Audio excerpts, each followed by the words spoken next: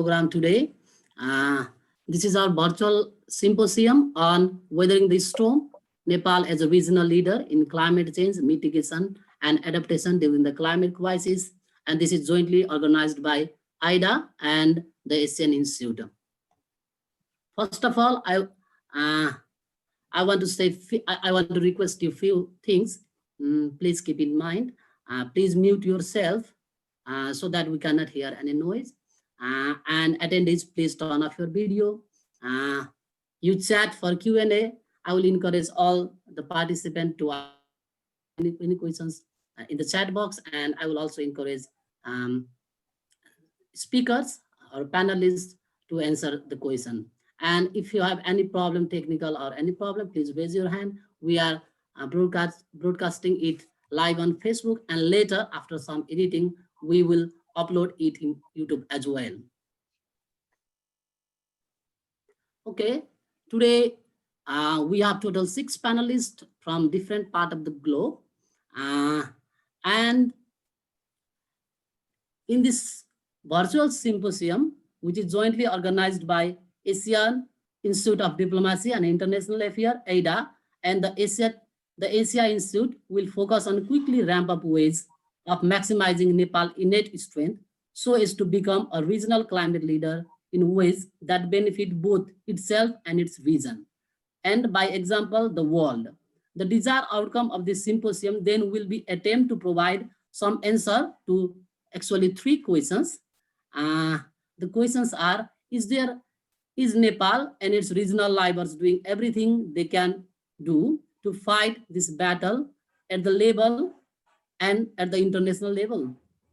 And the second question is, what resources, economies and otherwise, does Nepal have to meet the challenge of the climate crisis, and how can this be increased, maximized and applied most effectively? And third and last question we have is, what does green development looks like for Nepal and the region? And can it be undertaken in such a way that its benefits are equitably shared? It exhibits total carbon neutral and preferably carbon negative characteristics, and it is resilient and adaptive to the ongoing climate shocks, which can be anticipated to increase in severity and frequency, even with meaningful collective international efforts. And today we have 6 panelists. As I already mentioned, they represent from all parts of the globes, and this program is jointly organized by AIDIA and the Asian Institute. AIDIA is an independent, non-partisan policy, foreign policy think tank, which is based on highly geostrategic Himalayan region in Kathmandu, Nepal. And AIDIA offers an ideal platform for dialogues, debate, discussion, and conflict resolution to the policymakers, diplomats, experts, academicians, and industry leaders. Its faculty includes national and international practitioners from fields of security, diplomacy, economics, climate change, academia, and media.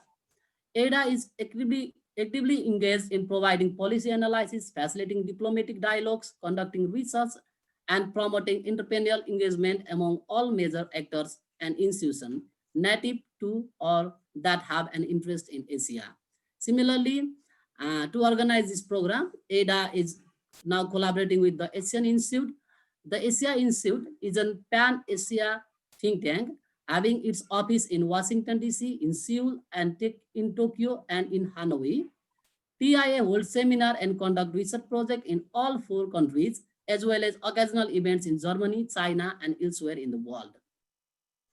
And TIA covers Asia not only in seminars and reports, but engages is much more deeper level by constant discussion with stakeholders at all levels across Asia about the critical issues of our time, the environment, the impact of the technology on society, the future that our youth face, and the changing nature of international relations.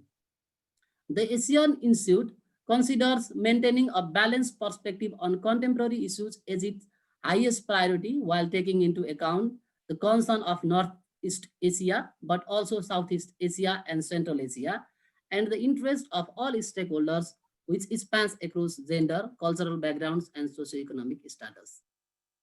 TIA provides an objective space wherein a significant discussion or current trends in technology, international relations, the economy, and the environment can be carried out. And for the opening remarks, we have Mr. Daniel. What happened? Okay, Daniel.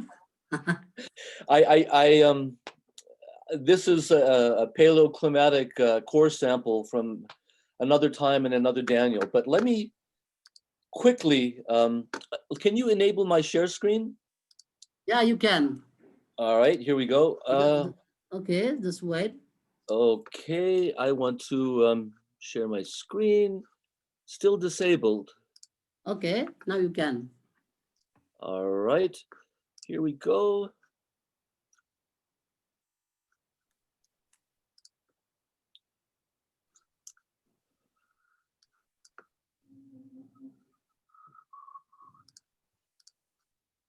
So, can everybody, I guess, see the screen now? This is actually a picture from Lomangtang, an earlier trek. I think encountering the great extent of the glacial recede there kind of spurred my quite amateur interest, but sincere interest in looking into climate change. I'm going to have a couple of slides to give a general overview of where we are in terms of the Earth system. And in this, I deeply thank the work of the Potsdam Environmental Institute. This is a paper from a couple of years ago, which I've been cribbing off of to steal audiences around the world. I mean to scare them. I mean to enlighten them. So basically, as we all know, the Earth has been in a cycle of glacial to interglacial periods, which have a periodicity of about 100,000 years. But because of anthropogenic emissions of greenhouse gases, we're now moving into the direction of a hothouse Earth. This is really important to think of in terms of a phase change, because phase changes can be rather quick and difficult to stop because of the momentum involved. Here's a really good 3D image of what that means and what we need to accomplish. There is something which we can consider a planetary threshold beyond which it'll be difficult to return to a stabilized Earth. And as a stabilized Earth, I think most of us consider something that's Holocene-like, something that is akin to the last 10,000 years, which was pretty good for humanity and most of the species on the planet.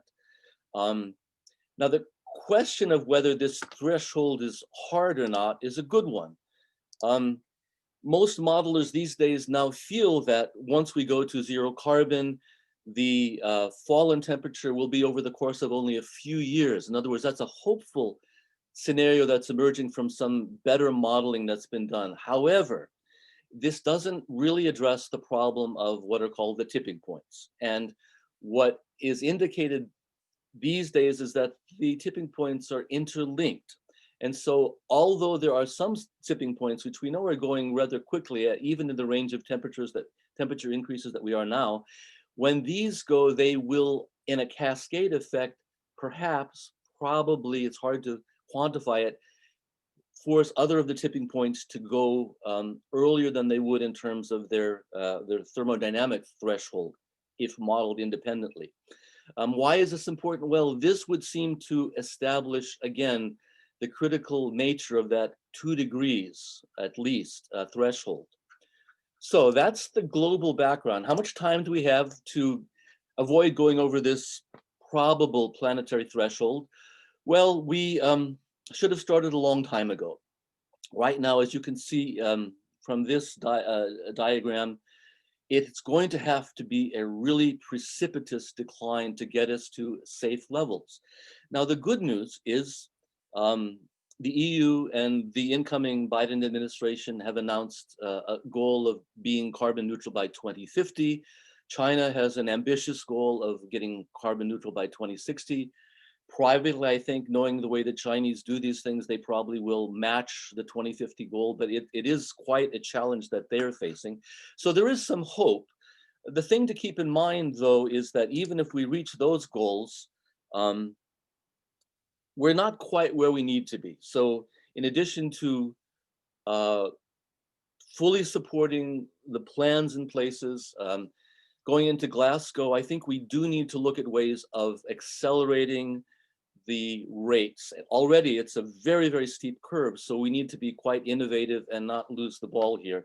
This is a chart from one of the IPCC reports, I forgot which one, but as I look at this and the hurdles that we need to come to accelerating further decarbonization, I keep coming, and this is just an intuition, I keep coming to the idea that it's really the institutional feasibility and the social and cultural feasibility where we're most blocked.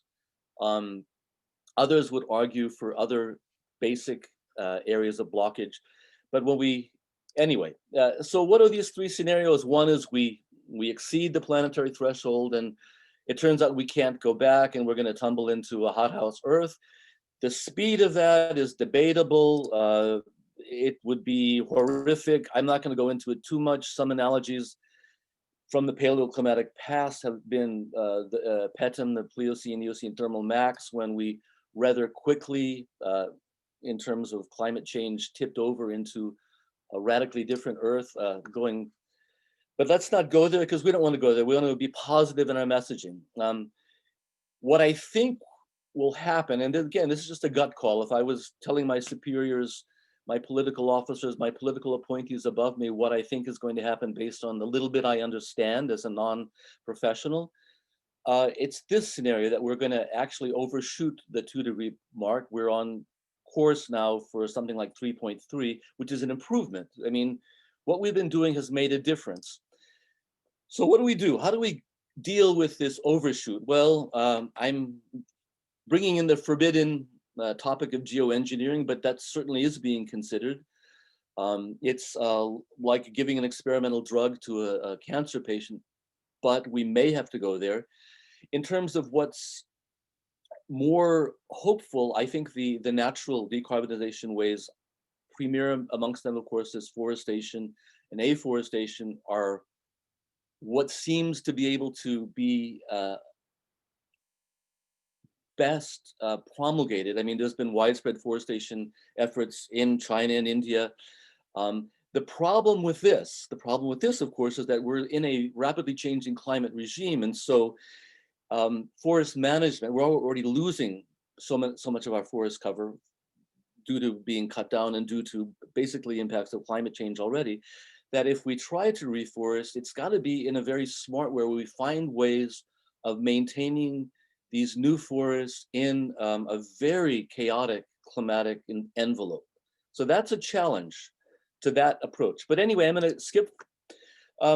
Ideal of all is that we get our shit together, forgive my French, and we don't cross the threshold. Part of that is going to involve, though, what the Chinese have coined as the eco-civilizational approach, which means that everything, if we want to avoid, this is a great paper, it just came out, please, everyone's probably read it, but we don't want a ghastly future. We need to start at a radical way rethinking the economics of human activity on the Earth. This eco-civilization approach basically means internalizing all negative externalities, climate change, species loss, environmental degradation, etc., so that we move away from what is currently basically an illusory type of economics based on a Ponzi scheme of destroying our life support systems to something that's sustainable. We all know that. We can skip that. It's me and blah, blah, blah. So I'm going to close with just some of, off the top of my head, ideas for how Nepal can assume not just the high ground in terms of its altitude and the Himalayas, but the high ground in terms of its approach, self-preserving approach to what's going to be, even if we don't go past the threshold, and I think we will, it's going to be some decades of really, really bad weather, to put it mildly. They can declare, as the Secretary General has requested, they can declare a climate emergency.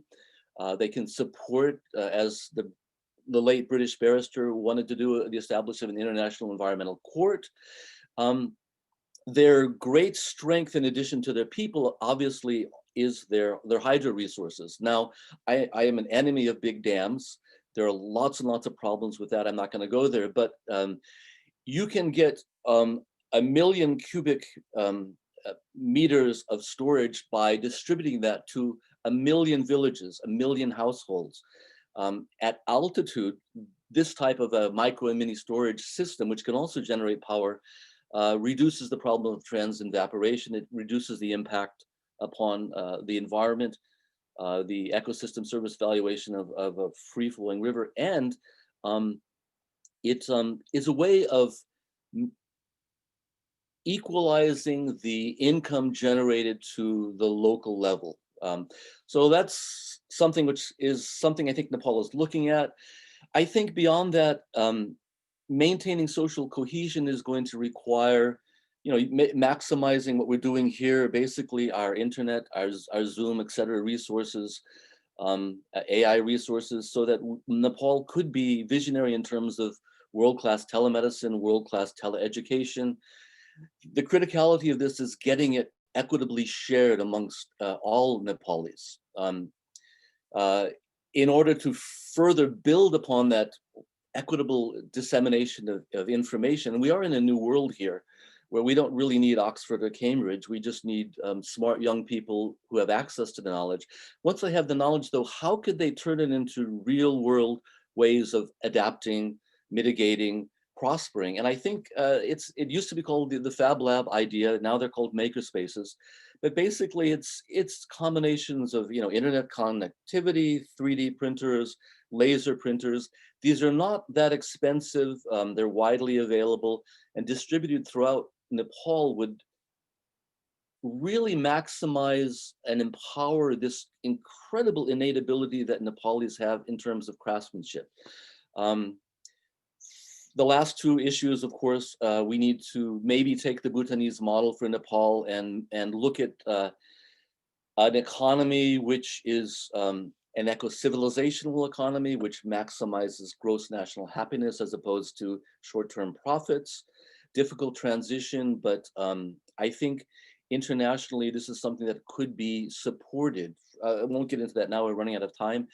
And finally, for a long time, I've wanted to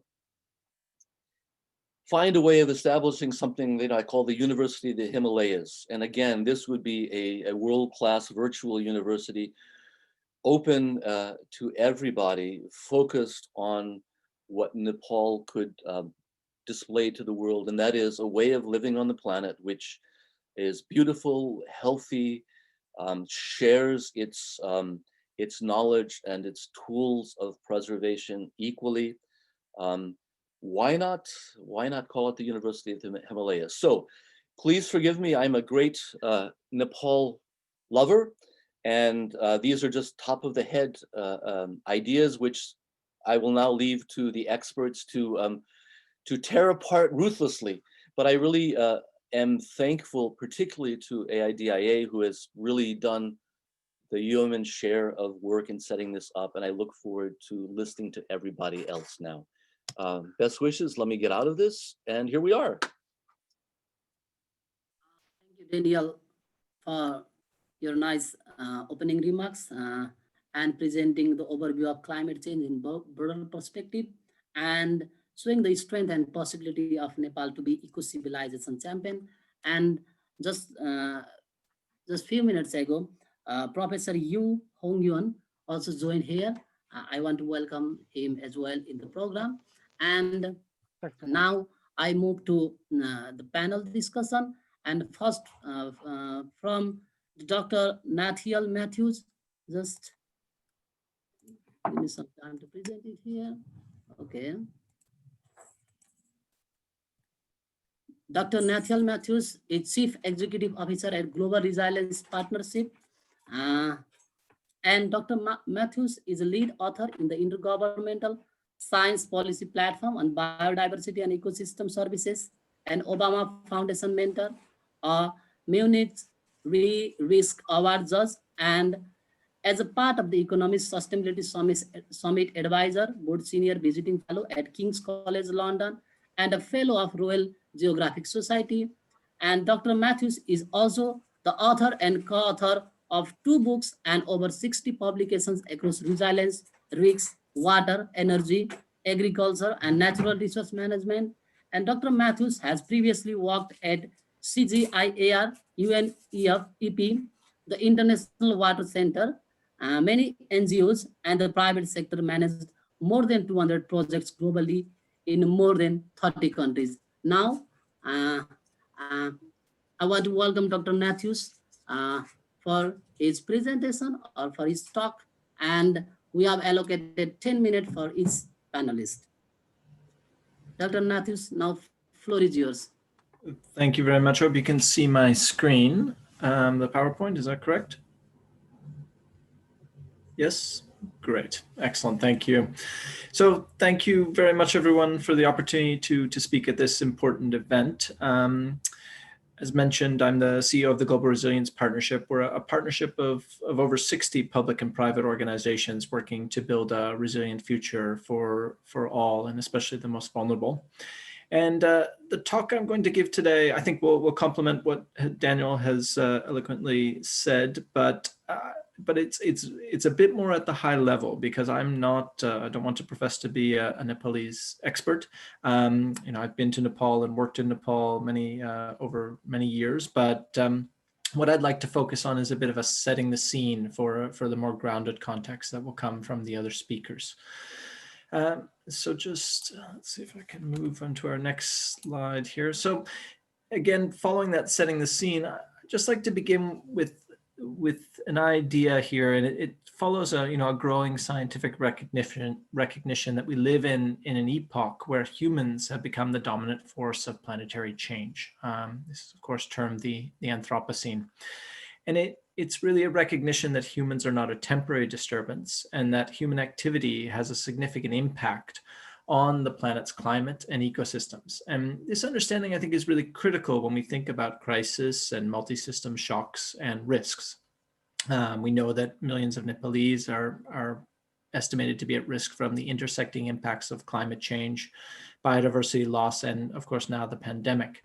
And this includes reductions in agricultural production, food insecurity, strained water resources, loss of forests and wider ecosystem services, damaged infrastructure, and economic turndown. And I think what we're seeing now, especially, is that the impacts of climate change and also combined with COVID-19 are a harbinger of a new global risk landscape. And this risk landscape is fueled by unprecedented levels of hyperconnectivity in our world. And we're seeing events such as pandemics, financial crisis, and synchronized food shocks combined with climate change impacts that propagate more rapidly than in the past and with a greater geographical spread.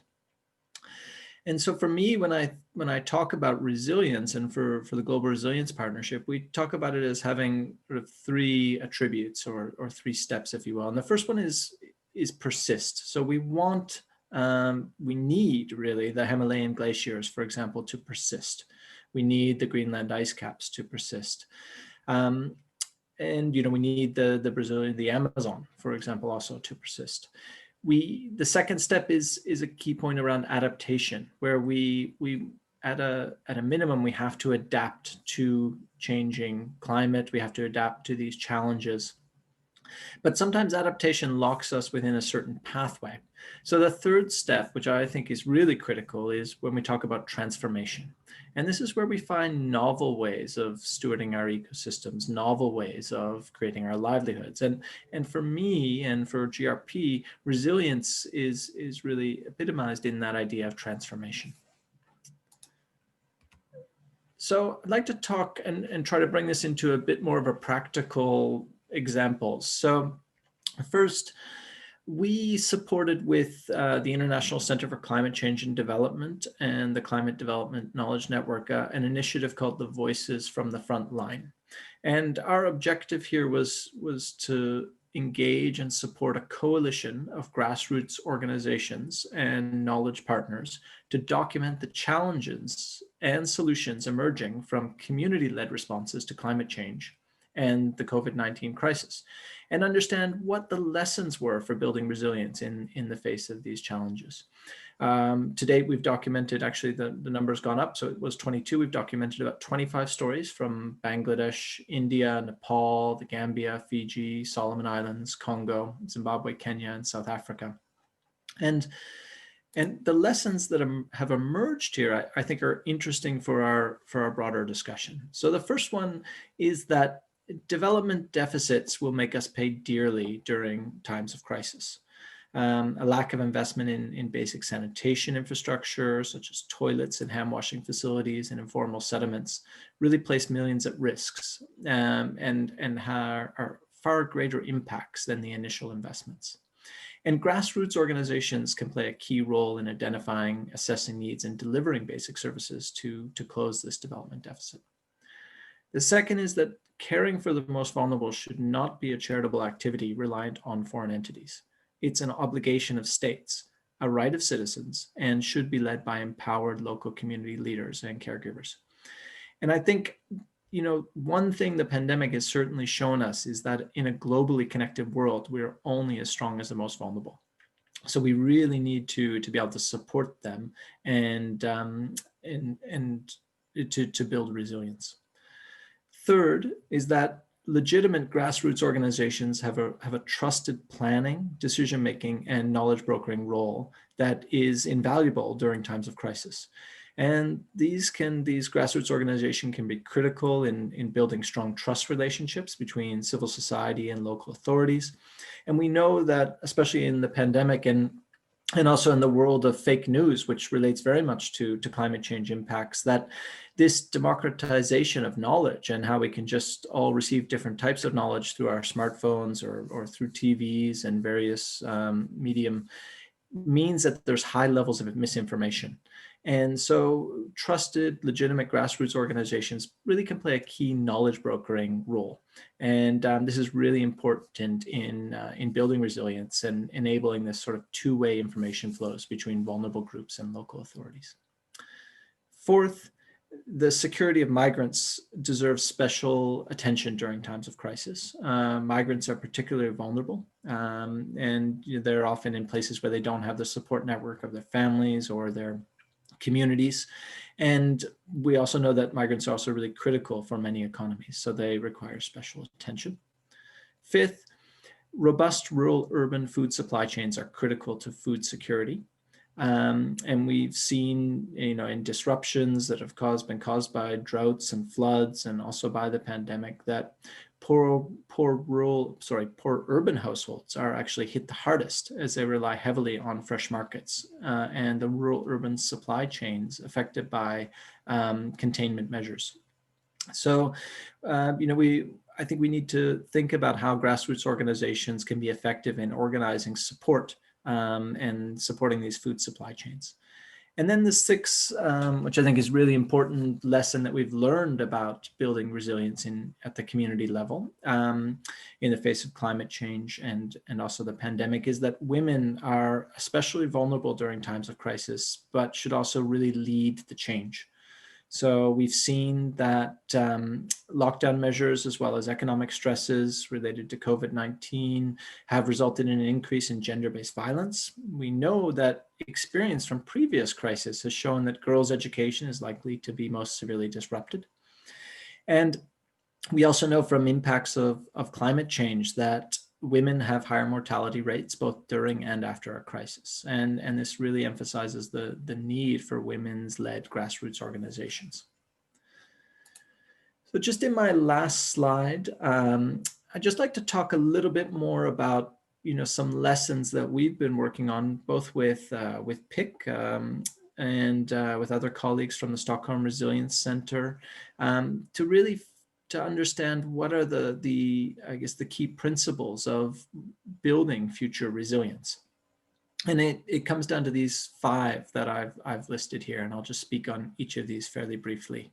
So the first one is around diversity. And diversity provides flexibility, through its ability to respond in multiple ways to systemic changes and shocks.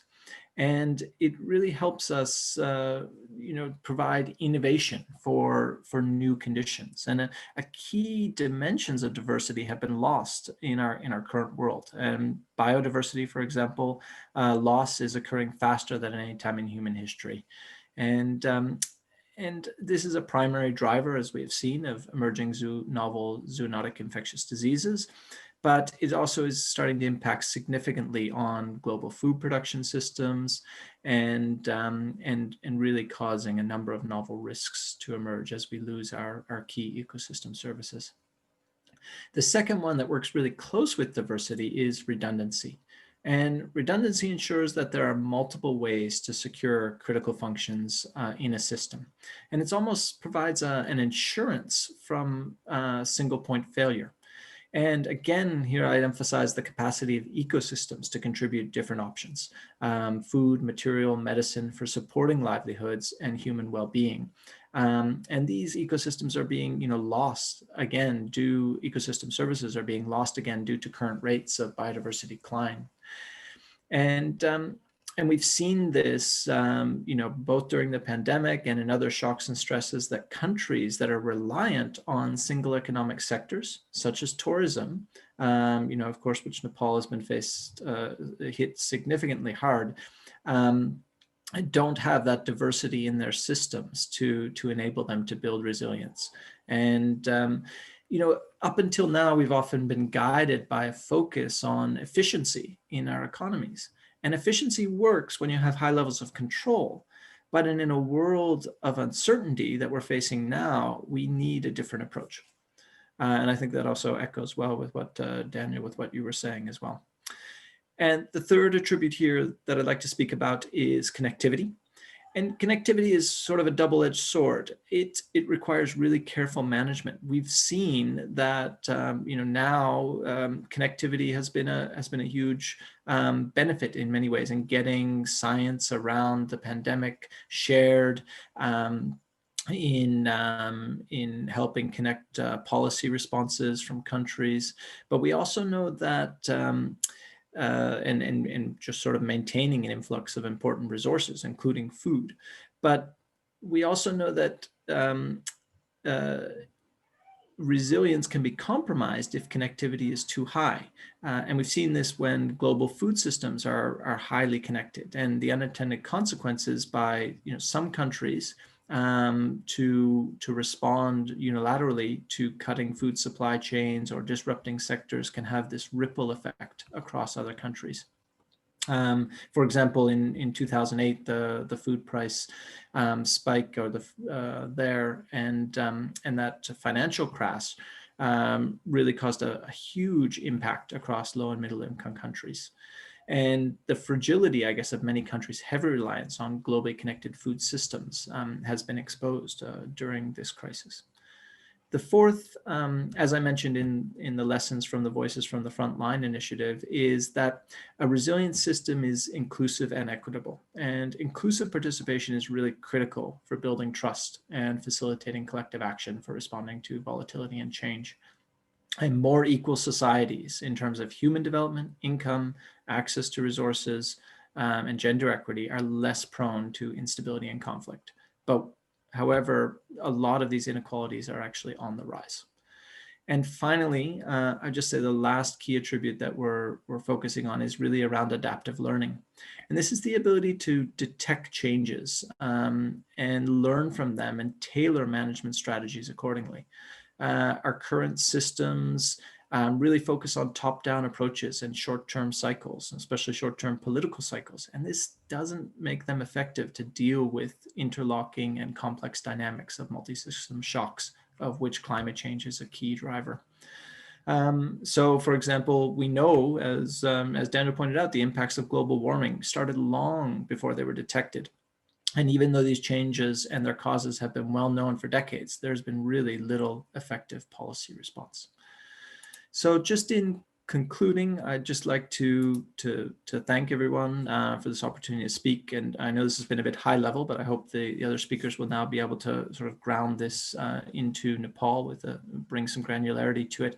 But I mean, I think, what we're seeing now on the impacts from climate change and the intersecting impacts from the pandemic and others, is that it's exposed the fragilities in our current system. But there's certainly real opportunity to change things now. And I guess it's a question for all of us if we can build a resilient future for all, especially the most vulnerable. And I think Nepal is in a really fantastic position to help bring leadership to that. So I really hope that we can find opportunity within this. Thank you. Thank you, Dr. Nathanial Matthews, for your nice and precise presentation. Dr. Matthews presented briefly the activities by Global Resilience Partnership, focusing mainly on building resilience in community level and present and future resilience perspective. Thank you again, Dr. Matthews, for joining this symposium. Now I move to another panelist of today's symposium.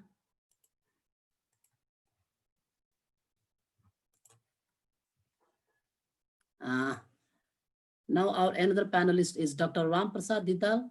He is a member at Electricity Regulatory Commission, Government of Nepal. And Dr. Dhital is an expert in renewable energy sector on national and international level. And he's former Executive Director of Alternative Energy Promotion Center, Nepal. And Dr. Dhital is author or co-author of dozens of scientific papers, book, technical reports, etc. on related to renewable energy and climate change. Okay, and now the floor is yours, Dr. Dhital. Thank you. Am I audible, Sagarji? Yes. Very good. Let me share my screen. What? Yes.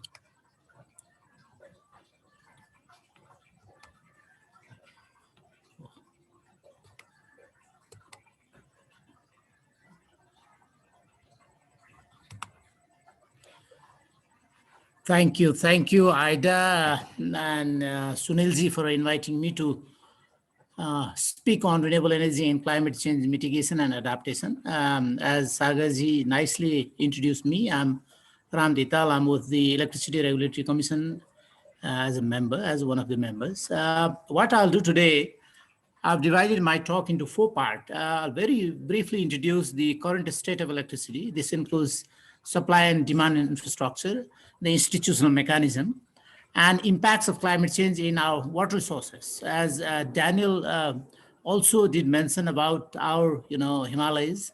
And then I'll focus more on the linkages of renewable energy in climate change, more on adaptation, not in mitigations. And how do we actually mainstream climate change activities into regulatory, legal, and policy framework? That's how I'm going to end my presentation.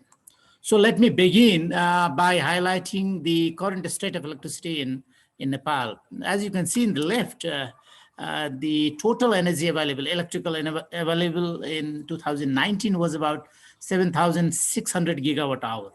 Out of this, 39% was generated from our own state utility, Nepal Electricity Authority. 39%, another 39% was actually generated from our independent power producers. And the remaining, the rest 22% was actually imported from India, right? In terms of the installed capacity, 1.3 gigawatt, 1,300 megawatt was our installed capacity in 2019. The peak demand was about 1.4 gigawatt.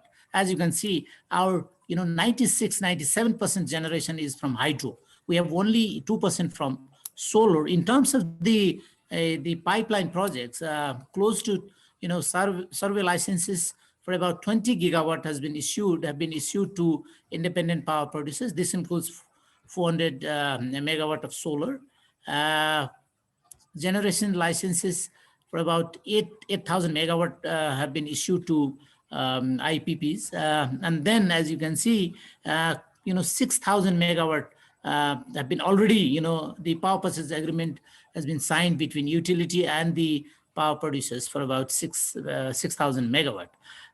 We have around 4,000, 3.5 gigawatt projects are on under constructions.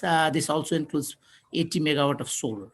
In terms of access, 86% of the households have got access from the central grid, whereas 4% from off grid. In the right hand side, as you can see, we have huge potential, especially from hydro resources. But in terms of total energy mix, is about the electricity contributes around 4% in the total energy mix. We still heavily rely on traditional fuels. But this slide is to show you our, the trend. Our energy mix is getting cleaner. As you can see, in 2004, 2005, 88% of our energy used to meet from, traditional fuels. Renewable energy used to contribute very less than 1% in 2004, 2005. But this figure has gone up to 3.5%.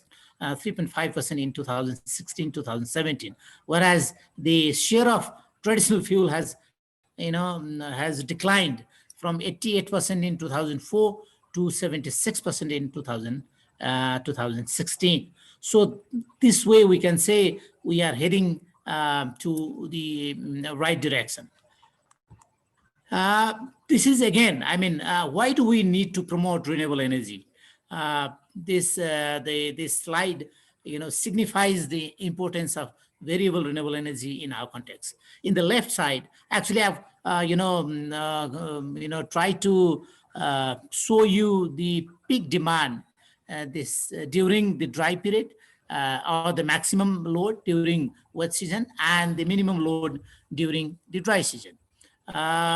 September 9, 2019, we observed the maximum demand. As you can see, during this period, the bottom of the curve is our local generations. But during the daytime also, we actually used to import from India, from different import points. So during the peak, we had to use our storage and the peaking run-off river type projects. In the right hand side also, the peak demand was around 800 megawatt, whereas in the wet season 1.4 gigawatt. During the minimum demand also, we needed to import. So the purpose of this slide is to show you solar can contribute during the daytime from 8 a.m. to 5 p.m. And we could actually use our storage projects or peaking run-off river projects to meet the peak demand. Another point here, we are hydro based. Our hydros are more vulnerable to natural disasters. So as it has more than 50% of civil structures. We had during earthquake also, some of the power plants were destroyed, damaged, and so that's why we need to diversify our generations. So realizing this fact, government plans to diversify the energy generation mix to enhance energy security. We plan to generate 15 gigawatt by 2028, and we also plan to electrify all by 2023. So how do we do this? Our approach is to actually get 30 to 35% of power from reservoir projects, 25 to 30% from peaking run-off river type of projects, 30 to 35% power will be generated from run-off river projects, and the remaining 5 to 10% will be from non-hydro renewable, mostly from solar and wind.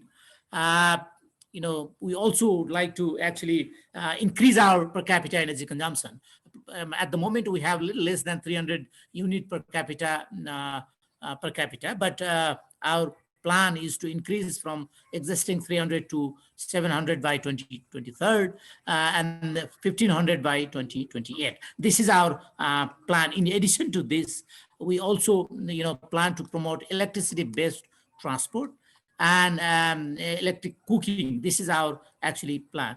But we will be needing around 2.5 billion per year to meet the the SDG 7 target, basically to provide affordable, reliable, and quality supply. So we'll be needing around 2.5 billion, whereas our public funding, the funding from public entity will come around 1 billion. So the rest, close to 60% has to be mobilized from private sector. This is the scenario. I'm not going to describe these pictures, but we have the commitment from government side. The regulatory commission has been established to regulate the electricity generation, transmission, distribution, trade, basically to build the confidence of investors. We have generators, the NEA and independent power producers.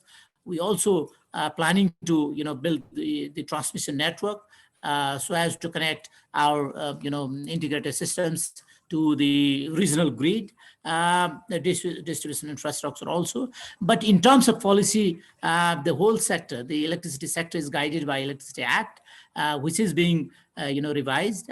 We have also the hydropower policy, the climate in the climate front, climate change policy, the nationally determined contributions. There are other policy documents, especially prepared by the Ministry of Forestry and Environment in the climate change sector. But in terms of in the electricity sector, the Ministry of Energy is responsible for preparing policy. The Ministry of Forestry for the forest clearance, including the environment impact assessment, the Water and Energy Commission Secretariat, the department, the provincial and local government, alternative energy for promotion center for promotion for promoting renewable energy technologies, and independent power producers. The whole idea is, the government is committed to promote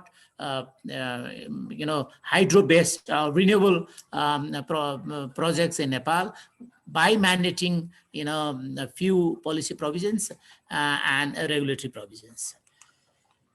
So what are the impacts of climate change, especially in water resources sector? This has been actually borrowed from a National Adaptation Plan, which was very recently released.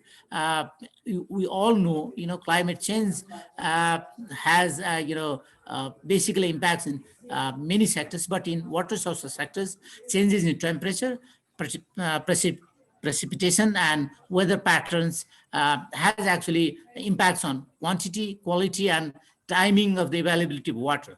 So the report actually suggests, has highlighted, average annual precipitation is likely to increase by 2 to 6% in medium term and 8 to 5% in long term. Again, the medium term is from up to 2045, whereas long term from 2016 to 65. Average annual mean temperature again is likely to rise by 0.8 to 1.1 degrees Celsius in the medium term, whereas in the long term 1.3 to 1.8 degrees Celsius in the long term.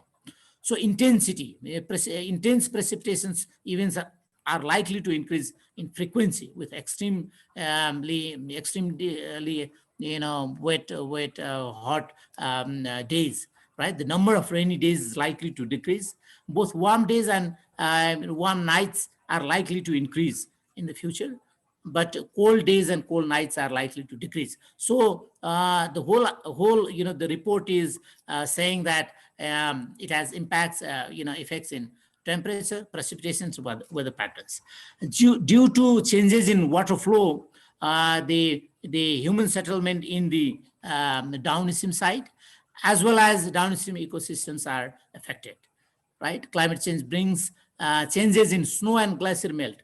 As Daniel was, showing us the picture of, great Himalayas. So these Himalayas are now being melting, the glaciers are melting. And then the one of the event, the Golam glacier, outburst has actually impact on hydropower infrastructures and human settlement in the downstreams. So runoff river projects are susceptible to rainfall and discharge, whereas storage projects have, impact on erosion and landslides. Whereas small hydros and other renewable energy projects have little impact on climate change. So I'm focusing more on the importance of small projects. Small is beautiful. This is also reality in our case also. So what are the linkages of climate change in adaptation and mitigations? I mean, as you can see in the first row in the left, we have dimension of sustainability, 3 dimensions, basically economic, social, and environment. Whereas in the top row, as you can see, the indicators or the criterias for assessing climate change adaptation and mitigations. So how the impacts of renewable energy is actually impacting in the adaptation side as well as mitigations. When we have small projects, distributed generations, you can help establish, create micro enterprises. You help, create, local jobs that will increase the income. With small interventions in agriculture sectors. For example, if you install solar pump, you help lift the water. It will have impact in agriculture productivity. This will enhance the food security, right? The energy access will help adapt the resiliency, right? When you have modern energy services, you will be able to actually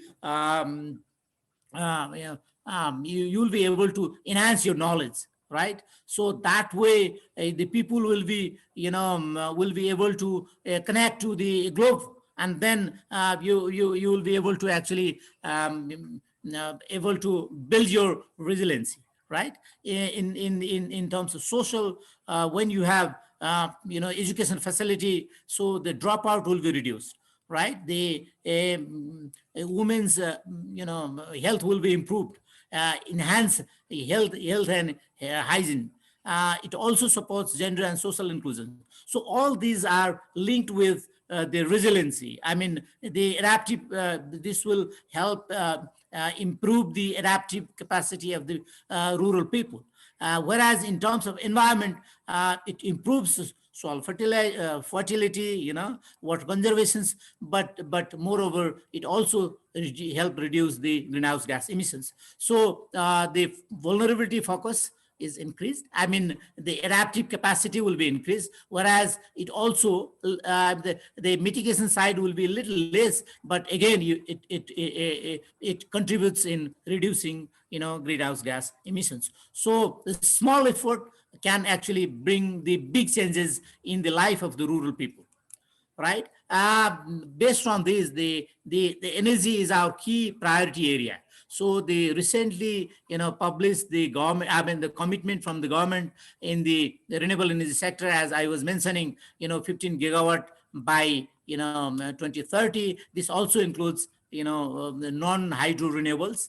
By 2030, we plan to ensure 50% of our total energy demand will be from clean energy sources. I was mentioning in my first slide, in the total energy mix, the present contribution is about only 4%, but we plan to increase from, existing 4% to 15%. In the transport sector, by 2020, sales of electricity vehicle will be 25% for all private vehicles and 20% from the public vehicle. But this has not happened. We're hoping that by 2030, 90% of our private vehicles will be from, operated from the electricity, and 60% from public vehicles. In addition to this, we also, plan to develop 200 kilometer of electric rail network, mostly in Kathmandu Valley. So this is the ambitious target from the government side to promote, clean technologies. In the residential sector, by 2030, we would like to ensure that 25% of our households will be actually using electric cooking as a primary, mode for meeting their electric demand for cooking, especially the cooking demand. By 2025, 500.5 million, improve cookie stoves. These are basically to reduce the firewood consumption in rural areas, will be promoted. 200,000 biogas will be promoted, and 500 large waste to energy projects will be promoted. This will be the target for addressing residential cooking need. Emission reduction target. In terms of the mitigations from all clean energy interventions by 2025, our target is to reduce close to 1,774 gigagram of CO2 equivalent, right? And by 2030, this will be reduced close to 600. This is our target. What we actually during my time, during my previous executive director's time, and we have been promoting. Still, we under Alternative Energy Promotion Center, APC has been promoting renewable energy technologies, and while promoting this technology, we also have actually marketed our technologies in the global forum, so that way been able to sell our product. Certified emission reductions have been sold to the global market by promoting biogas, improve cooking stoves, improve water mill. So the close to 4.5 million tons of CO2 equivalent have been certified by Clean Development Mechanism. With these interventions, we have been able to mobilize close to $20 million as a revenue. This is basically revenue from by selling carbon credit. So this is one of the best cases, best example of our interventions in clean energy sector. But how do we actually mainstream climate change policy into regulatory, legal, and policy framework? So we need to integrate climate change mitigations, adaptations into sectoral, legal, and regulatory framework. Now I'm with the Electricity Regulatory Commissions. So the key, theme or mandate of my organization is to regulate the electricity generation, transmission, distribution, and trade. So how do we do this? By making the process simple, regular, systematic, and transparent. There are few, our mandate areas are mentioned. We actually regulate in economic front. How do we do this? By allowing cost-reflective tariff, right? Cost-reflective tariff for generations, transmission, and distributions. But not only cost-reflective, but we also actually are trying to introduce the incentive-based regulatory measure, where those who perform good, they will be rewarded. Those who do not perform good, they will be penalized. Develop and implement appropriate power purchase agreement by relaxing some provisions to promote renewable energy technologies. We have Dr. Dhital, please quickly wrap up your talk. Right. You are moving out of time.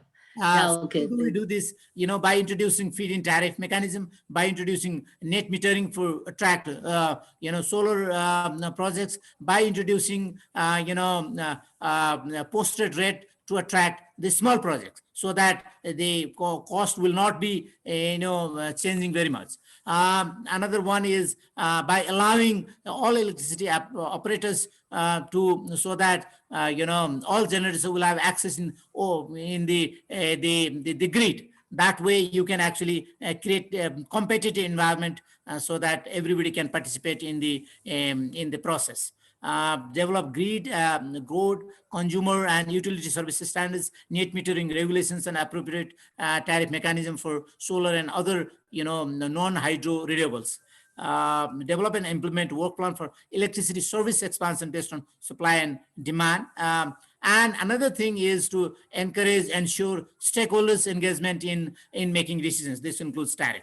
Another point here is to align, climate change policy into Water Source Act, Electricity Act, Forest Act, Disaster Management Act, so that all these activities will be mainstream into the policy. Integrate climate change mitigation and adaptation activities into sectoral plan and program. When you implement, agriculture program, you need to link, you need to integrate. And finally, when you integrate, link your activities, you also need to develop institutional mechanism and implementation plan accordingly. That way, you will be able to actually mainstream climate change activities into your, sectoral plan and policies. So thank you very much for listening to me. If you have any questions, just send me an email, or you can also write to me. Thank you. Thank you, Dr. Prasad Dhital, for presenting the current energy mix of Nepal in detail, and also presenting the government plan and policies as well. Now, I move to the next panelist of today's program. And now I would like to welcome Dr. Vinke. She is project lead of East Africa, Peru, India, Climate Capacities, EPICC, at Potsdam Institute for Climate Impact Research, Germany. And Dr. Vinke is co-chairing the Advisory Council on Civilian Crisis Prevention and Peace Building of the German federal government. She is also the author and co-author of over 24 scientific papers, books, and technical reports. Dr. Vinke has previously worked at ADB, GIZ, Terry University, and Council for Hemispheric Affairs. Now, Dr. Vinke, the floor is yours, please. Thank you so much, and allow me to share my screen as well. Just to make a quick correction, I think you were a bit too generous with the 2,000 articles. I don't think that's true, but otherwise your introduction was very kind, and I appreciate that I'm able to talk to you today here. Can you all see my screen now? Yes. Okay, thank you so much. So today I will talk a little bit about climate change impacts and human security in Nepal, and I will try to connect the dots between the previous speakers who have very eloquently already introduced some of the challenges that Nepal is facing, but also that we're facing as a global society. So let me start with a paper that we have just published this year, which links the COVID crisis and the climate emergency.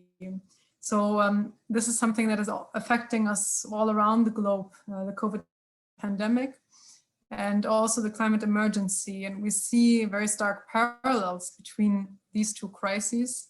One is, of course, that both relate to excessive resource exploitation. So in the case of COVID-19, this is the excessive consumption of wildlife.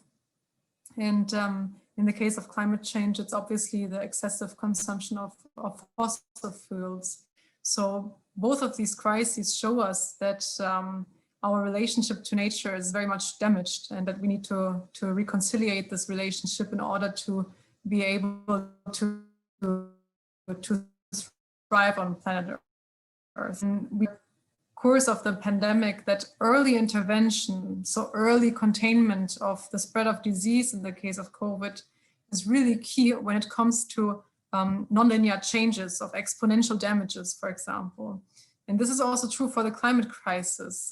We have seen how even countries like Germany have become overwhelmed in their hospitals, countries like the US reaching their capacities because of the exponentially rising damages from COVID-19.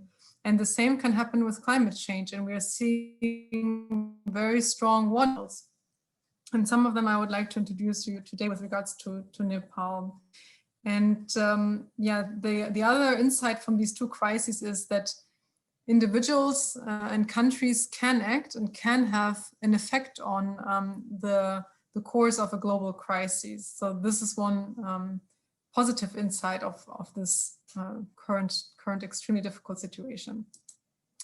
So a few years ago, we published a paper on South Asia, including Nepal, and we looked at different sectors, different types of impacts, and we see that here you can see that between 1 degree, which we have already reached, even surpassed, and 5 degrees by the end of the century, which could happen if we do not curb emissions quickly, that there is a wealth of impacts awaiting, and some of them, I don't know if you can see my cursor, but some of them already occur between 1.5 and 2 degrees, or already are starting to occur. So for instance, people whose livelihoods are very much closely entangled with ecosystem services, that their livelihoods are being diminished, and thus they can no longer stay where they are. Because if I'm, for example, a subsistence farmer somewhere in Nepal or in India, this means that if my farming does not yield any income anymore, or any this means that I don't have any other option usually to diversify my income. So I either have to face hunger or I migrate. And this is already a dynamic that has been also witnessed and observed in Nepal, both internally, but also across borders, for example, to states like Uttarakhand, for example, in India. Then also we see a shift in vectorial diseases. So for example, malaria and such. We see strong impacts on food crop yields, and also, of course, on precipitation, which was just mentioned in the last presentation already, that this can really have very devastating consequences. So if we look, for example, at summer heat extremes, and this is from this Turn on the Heat report that was prepared by the World Bank and the Potsdam Institute, you can see here, it's a bit complicated to graphic, but I will walk you through it. You can see here summer heat extremes towards the end of the century under 2 different scenarios. So on the left-hand side, you can see the Paris consensus scenario. And on the right-hand side, you can see what is called like a business as usual scenario, so a high emissions pathway. And now in the upper column, you can see that so-called 3 sigma events, these are unusual heat extremes that normally occur once every 740 years, could be minimized in the Paris consensus pathway, but would become almost the normal. So this means basically 100% of these summer months in some areas, so this is the dark shading here, and also here, parts of Nepal, would face these heat extremes, which would normally only occur every 740 years. So extremely unlikely to occur under normal climate. And then if you go to the lower column, here we talk of unprecedented events. These are events that normally occur once every 3 million years.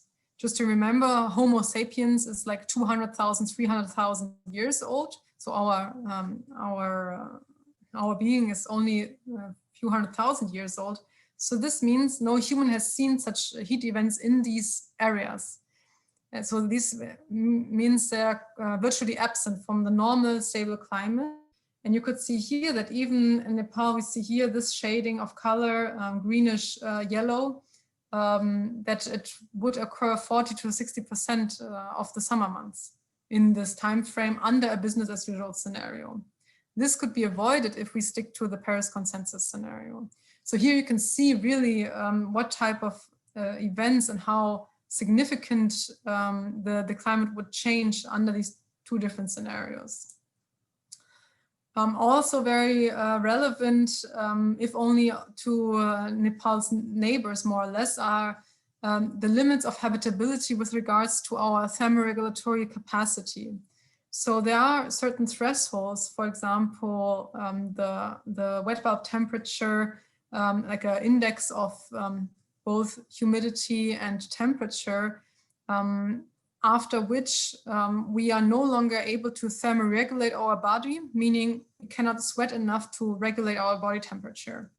So if this is the case in, like, let's say 200 days per year or 250 days per year, these areas would become virtually uninhabitable. But because even if you have, for example, if you have air conditioning systems, imagine the level of risk if those systems would fail. And people would start dying outside, basically, would start dying in this heat. And this would really affect a large part of the tropics. And of course, in the case of the RCP 8.5, this is always the indication for a high emission scenario. And in the Paris consensus scenario, could be avoided, more or less, at least these extreme numbers of days per year. But still, you see here in Amazon and such, it's still a risk even under 2 degrees.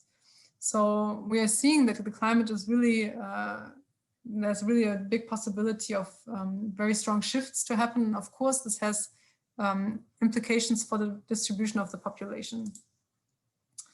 Yeah, then another impact, I just want to show this to you because it really captures a lot of the danger of the situation.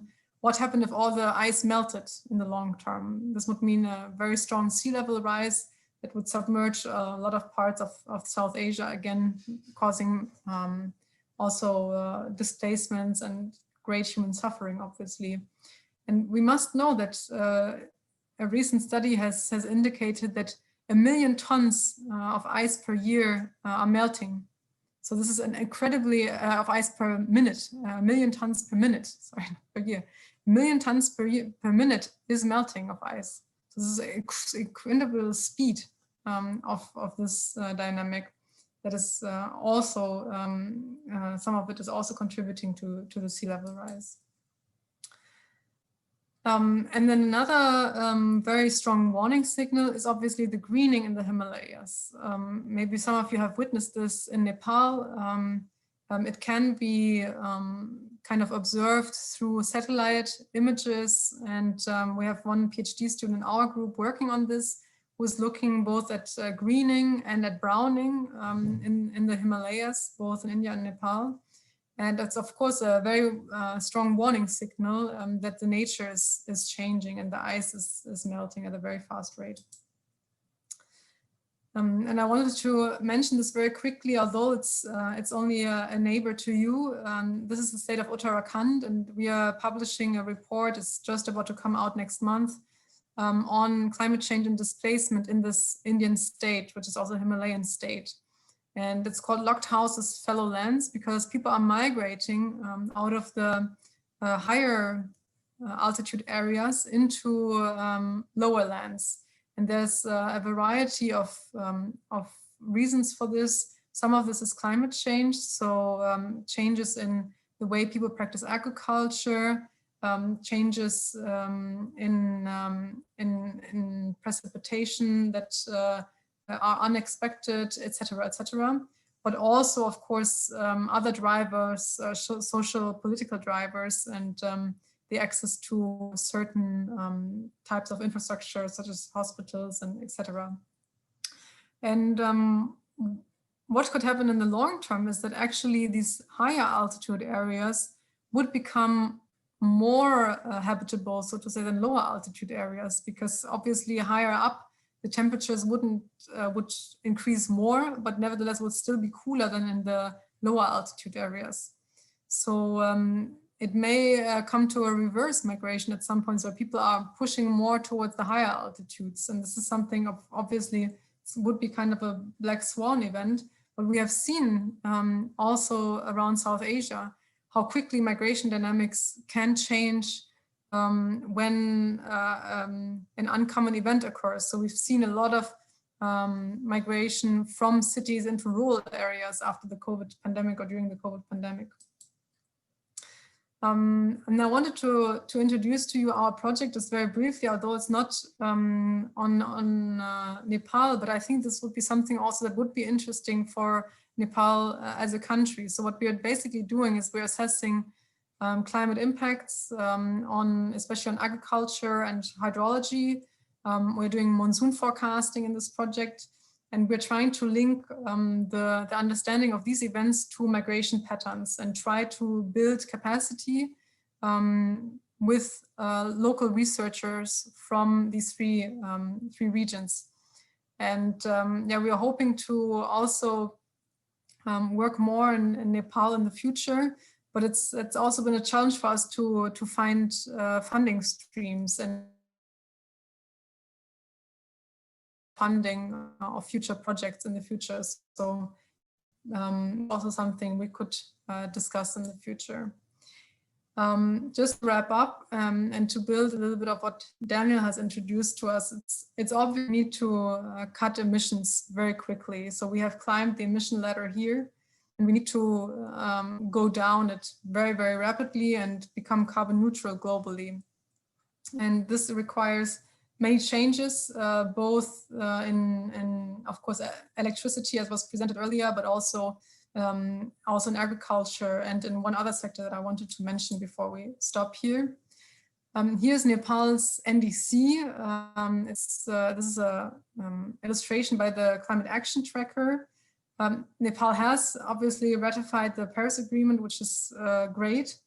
But it's indicated that the goals it has set is not entirely clear. There is a list of 14 targets, and I think some were mentioned in the last presentation. But what the overall greenhouse gas reduction target is, and also the long-term target, is Nepal aspiring to become carbon neutral by 2050? That's not really clear in its current version of the NDC. So maybe that's something up for discussion if this is realistic and what Nepal would need to do this. And at the end, I wanted to introduce one option I think that is important. Besides electricity, agriculture, I think this is all quite clear. And I think there we already have the technological solutions. But one sector where I think also the world could learn from Nepal, and this links back to Daniel's presentation on this eco-civilization idea, etc., is the construction sector. So you see here basically our CO2 budget under the 2-degree target between 2000 and 2050. And we have seen that we have already used up like more than half of this in the last 17, 20 years. So we have this much of budget left if we want to keep below 2 degrees. And if by 2050, we would urbanize the way that we have with cement and steel, etc., we would use up basically all of this budget for the 2-degree target. This is not 1.5, this is 2 degrees. We would basically use up all these all this carbon budget just for construction. So the idea is to replace this by using other materials, for example, wood as a construction material. And want to close here, and I just mentioned this paper which we have published last year on the relevance of wood construction. And what you see here is basically, if you use wood, you can basically build a carbon sink, right? So wood captures CO2, and as long as it doesn't decompose, you would be able to build cities as kind of carbon sinks that would at least temporarily, as long as these buildings do not decompose, and we know also from Nepal that these buildings can last for a very long time, would sequester CO2 from the atmosphere. So I think Nepal could become a leader and join hands with other countries to foster this type of development.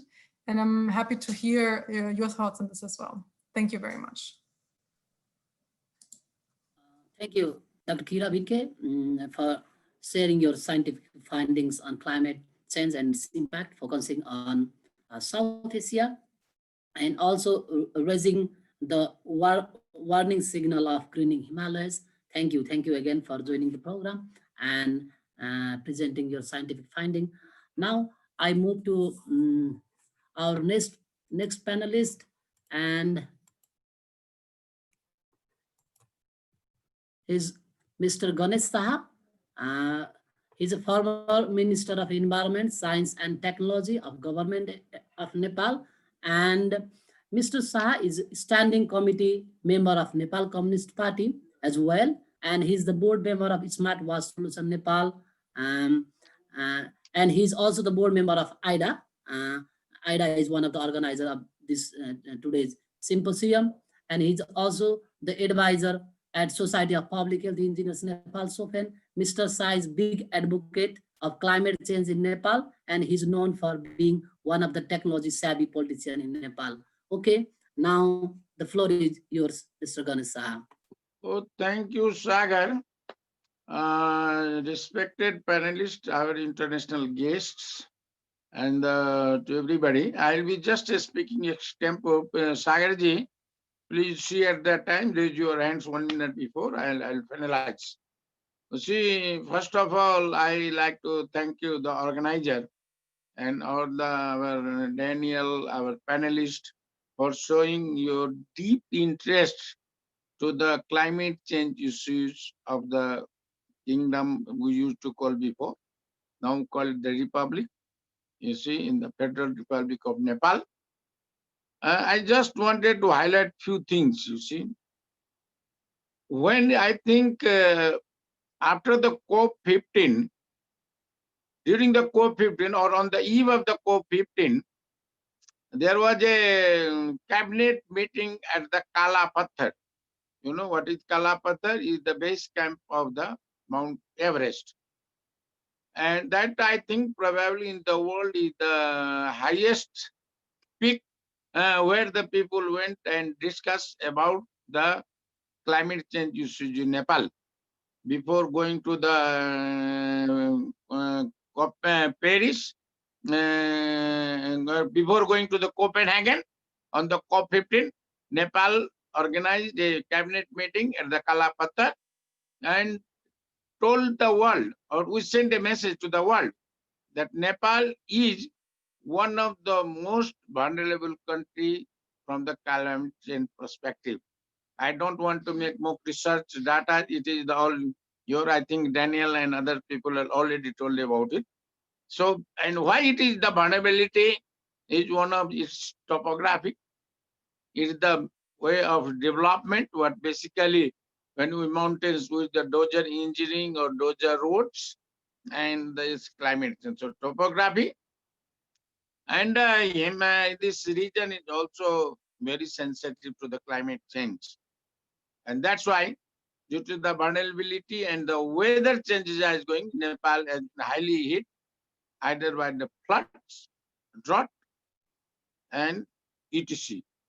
So one says is that everybody is globally recognizing that Nepal is very vulnerable to the climate change. The vulnerability is very, very high. So what next which we have been doing? So after that, you see Nepal adopted the 3 programs on the climate change. One is known as the NAPA, all of you know, National Adaptation Plan of Action.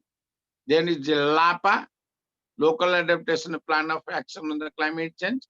And then is the CAPA, this is the community level. So first of all, the government made few policies to address the climate change issue. And there will be different stakeholders. And then it went for the implementation. And there is a code, budget code on the how much money used. Because you see, when we the first drafted the NAPA, we put mandatory that 80% of the budget will be spent on the local level, on the community. So that was the one of the things, the NAPA, LAPA, and CAPA, the government. That's the ones is on the policy matter. Second, already you know that Dr. Dhital has already told you, it is about the adaptation and mitigation issue, you see. Now, as we on this adaptation and mitigation, before, I think few years before, Nepal was only doing more on the adaptation. But last few years we are on the mitigation issues also. We are making on the energy sectors, all renewable energy, waste to energy projects are going in the hands. So now we are talking about the green economy, green movements is taking place, you see. The second is that we are going for the adaptation, meditation, mitigation issues. This is the second point I wanted to make to all of you. Now, I will talk about a little on the Nepal's importance for the South Asia or for this Asian region. Because Himalaya water is not only for the Nepal. There are about 80 million population lively which is dependent on the water of the Himalayas. That's why we call the Himalaya as the water tower of the Asia.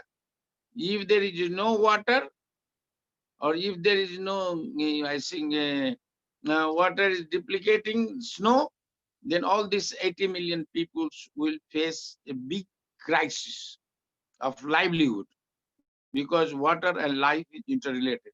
So I've been talking in Nepali sometimes that what will the impacts, what are the impacts shown in the climate change you see. One is the water, what is called the jala, water. So water is one of the very, very vital issues what you have to do. As Mr. Dhital, Dr. Dhital is told that we wanted to promote the micro hydros, renewable energies, water conservation, rainwater harvesting, because our water sources are drying up, our groundwater is also depleting, you see. So that first thing is that it is a big impact on the water issue. Second, I think rightly the mentors who have been talking the resiliency, there's a big loss of the biodiversity also in our country. So how to conserve the biodiversity of the country is also a big challenge for us. And lastly, as I told you, that we call due to the vulnerability in Nepal, either too much water, no water. And it is a flood, and that flood is not affecting the Nepal also, but is affecting the other countries also. So now Nepal has to take a lead in the climate change, you see, by 3 points, I say. First point is that we want to make a science diplomacy, or I call it a science and technology cooperation with the countries who have developed technology on the mitigation and the adaptation, all these things. So first of all, we want to have a scientific and technical collaboration with the institution who are dealing with the climate change mitigation and adaptation. This is my first point. Second, I think Daniel was talking about the eco civilization. You see, now we you see in our country we call that the indigenous people are the best conservation of the ecosystem. So that also is a very good idea. We have to work out more on the eco civilization for the Nepal. And you see, we have already started an initiative on establishing a mountain university, so that we know the issues of the mountain, Himalayas and others. As you know, that ICIMOD has done a lot of research in this, and that can be available for everybody. So first is the science diplomacy. Second, we want to talk about the global community about the climate justice, because Nepal is a very least emission doing countries, and in our NDCs or others we have told that how we are going to move with the renewable energy, transport system, the fuel conservation, CO2 emission. So Nepal is a big victims of all this industrial or carbon emission. So you want to go to the international community and talk about the climate justice, how Nepal can get the climate justice. I mean justice that we must have access, as the losses are there, on the global climate or environmental funds. What are the funds available on this section? That was my second issue. And my last issue is that our friends who are working, those who are doing at what I call it R&D and data, because what I have told is very less we have done the research data. So whenever go to the international community or to the any other forum, they are asking about the data. So we need a strong research team where we can collect the data and put these things in the international forums. I think with these few dots, I once again thank you, everybody. Those who are, as I have told you in advance, also taking the interest in the Nepal and these issues. And let us, as I lastly told to anybody, that Nepal may be a very good research centers, because you can find our researchers very cost effective. So in the science diplomacy, I was talking that we should open the good academic research institutions in Nepal, And from our part, Nepal is a very good place for all these things. With these few words, thank you very much, Sagarji. I think I finished within the time. Thank you. Thank you very much, Mr. Ganesh Shah, who is the former Minister of Environment, Science and Technology, for highlighting the impact of climate change, especially focusing on most climate vulnerable countries, Nepal. And now I would like to request Professor Yu Hongyuan, who is the Professor and Director of Institute for Comparative Politics and Public Policy at Shanghai Institute of International Studies. For his presentation, Dr. Yu is honorary fellow of Center for International Energy Strategy Studies, Renmin University of China, and Center for Asian Pacific Studies at Lignin University in Hong Kong. And he is also visiting fellow at Sustainable Developmental Research Center of China Academy for Social Science. Dr. Yu is author or co-author of numerous scientific papers, books, and technical reports. And Dr. Yu is previously worked with Administrative Center for China's Agenda 21 at Ministry of Science and Technology. Now I would like to request Dr. Yu for his presentation. Okay, thanks, Chair. It's my great pleasure and honor to be here. And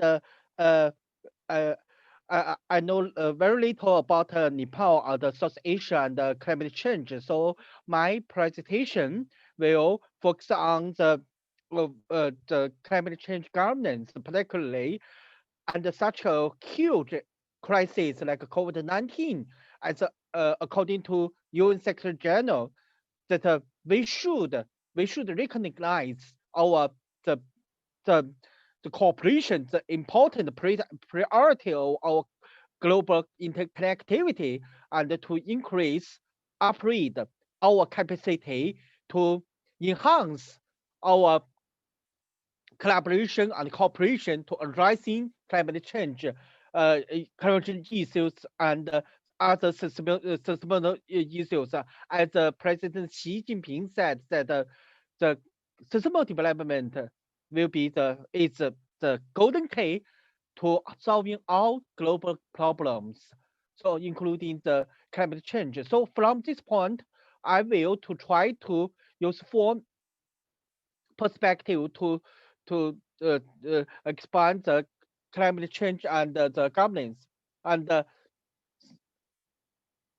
So what firstly is about the climate change impacts, as my previous colleagues already said about all the climate change security issues and the climate impact. So particularly climate change, it's not just only such individual issues, challenges to the humankind, but also it poses systematic crisis and the nexus challenge to water, energy, food resources, and then it also not only just impose the security challenge, but also impose the security nexus to our humankind.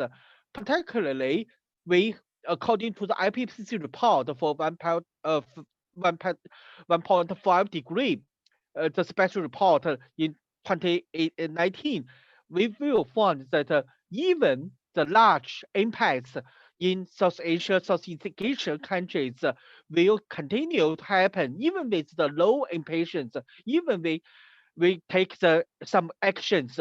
So that's but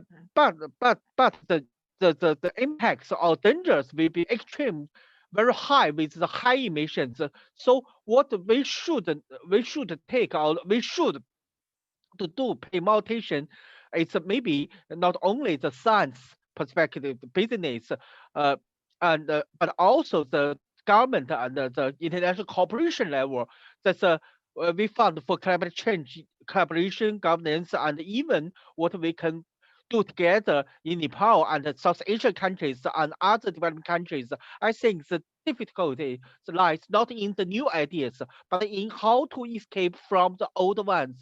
And we should, just like we particularly the core of our climate change governance should depend on what we can connect the business, politics, and science together. and to use just to try to not only just to try not only to increase not only the import from the politics and the negotiation level, but also what we can do to try to increase the science and technology import and to make the nexus between the science and the business, particularly use the market forces to increase the climate change climate change governments, just like what currently we talk so much about the climate change governments and regime complex, and as currently the many articles to talk to try to argue about what we should to use a systematic integration for global sustainability, use the systematic governance to help to cope with the climate change, to try to integrate our governance for carbon footprint, water footprint, footprint, ecological footprint, and even other resources and other materials footprint together. And also we should integrate the culture, the residential, and the fossil fuels, even the food, energy, water together, and to use this the make a systematic governance to increase our capacity for climate change disasters, particularly because climate change will actually from a window opportunity to just in a large to become a large scale crisis, according to so many articles in Nature and Science. And we should also to use some currently many people talk about if we can use the system of adaptive governance or co-productive governance approach to just to help us grasp the window opportunity just in this in this in the very short term. We should grasp the only or the last window opportunity for our regional global cooperation. Otherwise, we will the world or the humankind will into the large scale of crisis. So what for our global climate change governance, we meet also not only the economic science, the nature disaster, but also we have quite a lot of the products like the governance, like the nationalism or other extremists or some the challenges. Particularly, we should pay more attention to non-state actors. We also should not to balance the unilateral, multilateral, or carbon governance. We also to have a balance from geo-economy, geo-climate, and the geopolitics together. Particularly, we found that as we know, climate change negotiations for globally cooperation currently have fall into quite a lot of troubles. We should also pay our attention to the government practice to try to use the bottom up to try to replace currently the to try to help our to help to create the global public goods on climate cooperation to make more climate public goods. And also we should just to make some balance from long term, short term, and to the intergovernmental negotiations and our business or science think tanks climate practice. Particularly, we should use the four kinds of forces. First is the market forces, and second is the policy forces that should to use some incentives for technology and technology transfer. And also we should to help to make some institution innovation, particularly we not only to use the traditional use just like Ola Young talked so much, we should use the goal-based or goal-based approach to redesign our institution and to make more transparency data sharing of for particularly for developing country and developing world. For China, as we all know, for China take around 1/3 of global carbon emissions to create only 17% of global GDP, and we consume about 24% of global energy. So from this point of view, China still have a quite a long way, quite a lot of work to do, particularly for our green and low carbon working, and particularly for China's economic structure, energy structure, industry structure. We still have very highly dependence on the high resources, high carbon industries, and even the export. We have quite a lot, quite deeply dependence on the exporting goods and services. And this also to explain why China have nearly 1/3 of the global carbon emissions every year. And also we will find that China's carbon emissions and per capita carbon emissions still have large behind with the OECD countries, and also China's air pollutions. And even the water pollution, air pollution still continue be a very important problem for China. But China is currently China is have different model from other countries because China have very big, strong, very big, strong the political signal, and particularly we can find that if China so have a very low autonomy of market and society, but we have very strong the government capacity. So that means that if we can find that China's SDG goals in recently get a very good better performance in last 4 years, and also we can find that so China try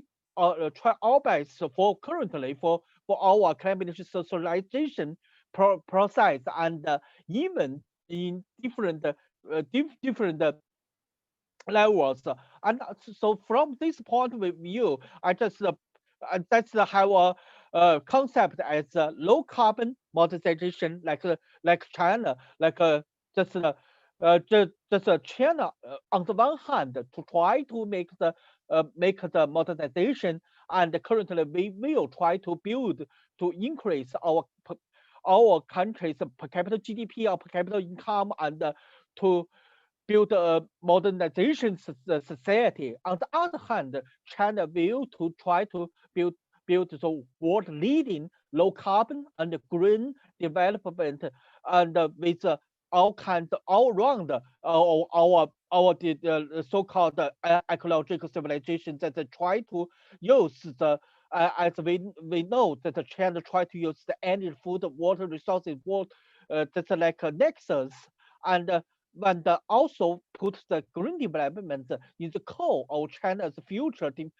very long goal for China's development until 2035, and particularly, as like Xi Jinping said, that we will China have tried our best to increase our climate ambitions, and also we try our best to increase our every year. China will increase our renewable energies by at least 100 million kilowatt.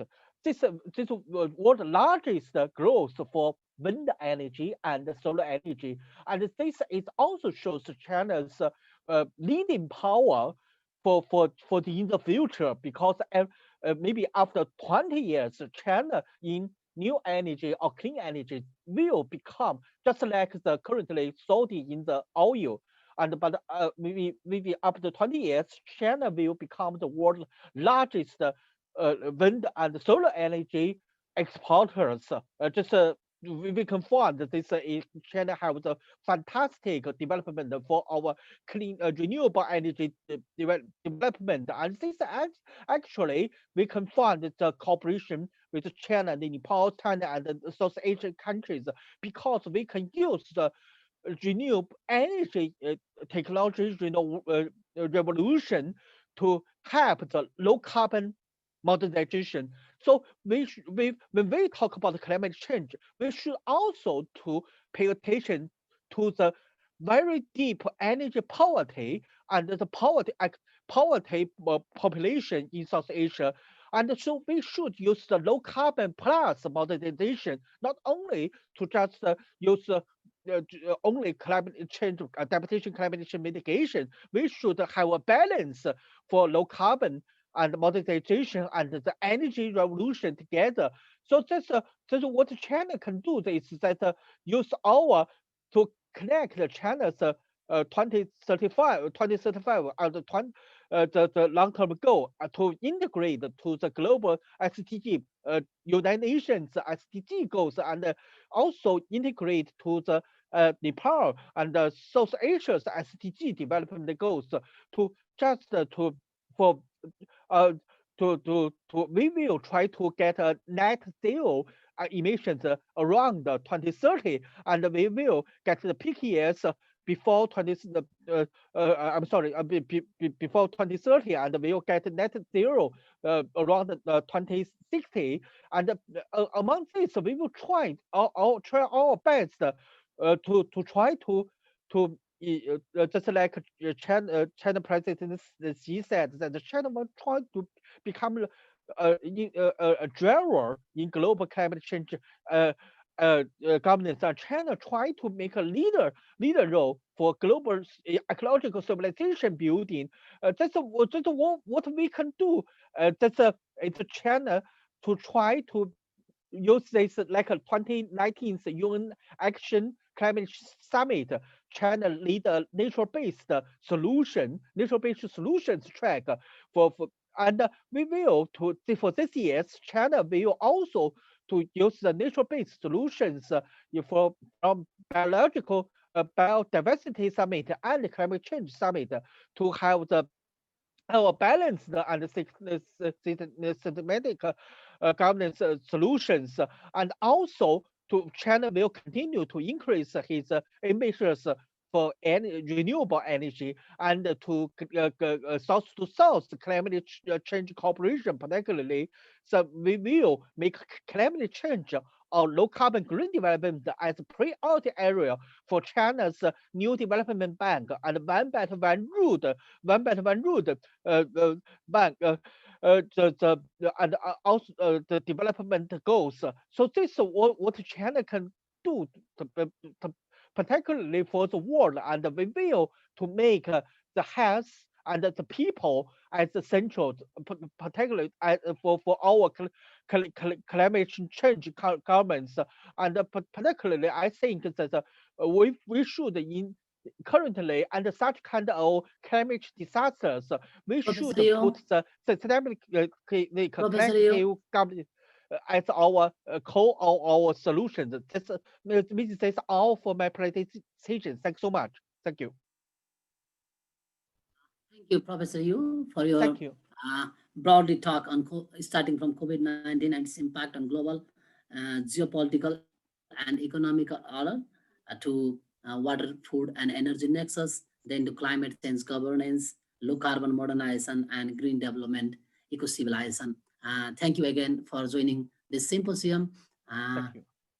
Now I move to our last panelist for this program today, and he is Dr. Golam Rasul. Just a second.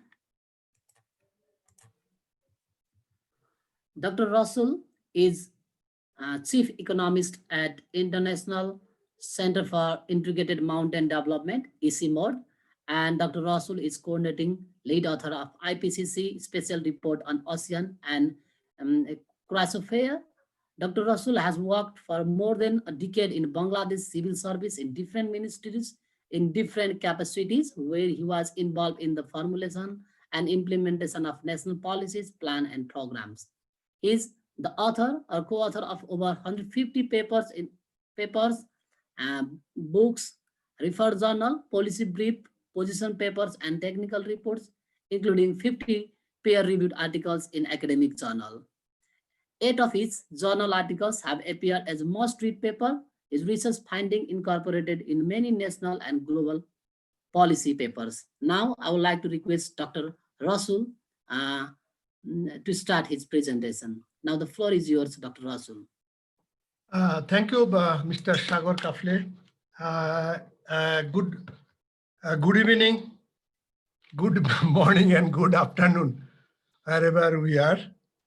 Thank you very much for inviting me for this very important topic. And I'm very glad to share with you my perspective on that. And I'll basically talk from the perspective of regional collaboration, because my understanding is that, as you all know, that Nepal contribution to the greenhouse gas emission is very, very minimal. It is one of the lowest countries in the per capita energy emission is this, but still government of Nepal has committed. I am audible? Is it? Hello? Yes, yes, Dr. Rasul. Oh, because I see some notices coming. My video is... Dr. Rasul, I would like to request you to open your video. My video is not opened? Yes, oh, yeah. Okay, now is. Oh, okay. sorry, thank you. Okay. So Nepal contribution is very low, but Nepal has a huge potential to contribute to adaptation and mitigation to regional countries of neighboring countries. So I'll basically focus on that. Excuse me. I'll begin my talk in next 10 minutes. I'll start with the climate change and its key impact, particularly in water resource sector, glacier, cryosphere, snow, ice. And then I look at that, what are its implications, particularly to water security, energy security, food security, not only Nepal, but also other riparian countries. Then I'll move to look at the regional adaptation and mitigation measures. What are the different countries of the region, including Nepal, are planning for both adaptation and mitigation, and briefly. And then finally, I look at what is the role Nepal can play in contribution to the better adaptation and mitigation to Nepal and the regional other countries. All we know that climate change brings huge crises to risks, multiple risks to the society, to raise temperature, change our precipitation, and affect hydrological regime. And we all know that we talked about that it is also changing frequency and intensity of extreme event, including flood, glacial lake outblast flood, all these things. Moreover, it is also increasing water demand and water stress, changing hydrological pattern, rainfall pattern, snowfall pattern, all that. And because of climate change, demand for, of course, it is not only for climate change, for economic growth, urbanization, demand for energy is growing, and climate change also increasing, putting pressure on demand energy sector, and all also affecting agriculture, food production, also bringing risk to food security. And of course, it is also increasing greater heat stress in some of the countries. And the Lancet study shows that it is causing or affecting human health not only diseases, infectious diseases, but also causing their the ability to work is work time is going down, and of course major impact another coming sea level rise, where also there is a link you can see from glacier melting and sea level rise. This is an important connection is there. And my earlier colleague already told about that the temperature change, and it increases when elevation increases. There is a already good science paper that shows that the elevation dependent temperature change. Here also we can see that at the elevation increases and temperature increases. What does it mean to our Himalaya? And Himalaya, it means that the all global community, we are now trying to keep our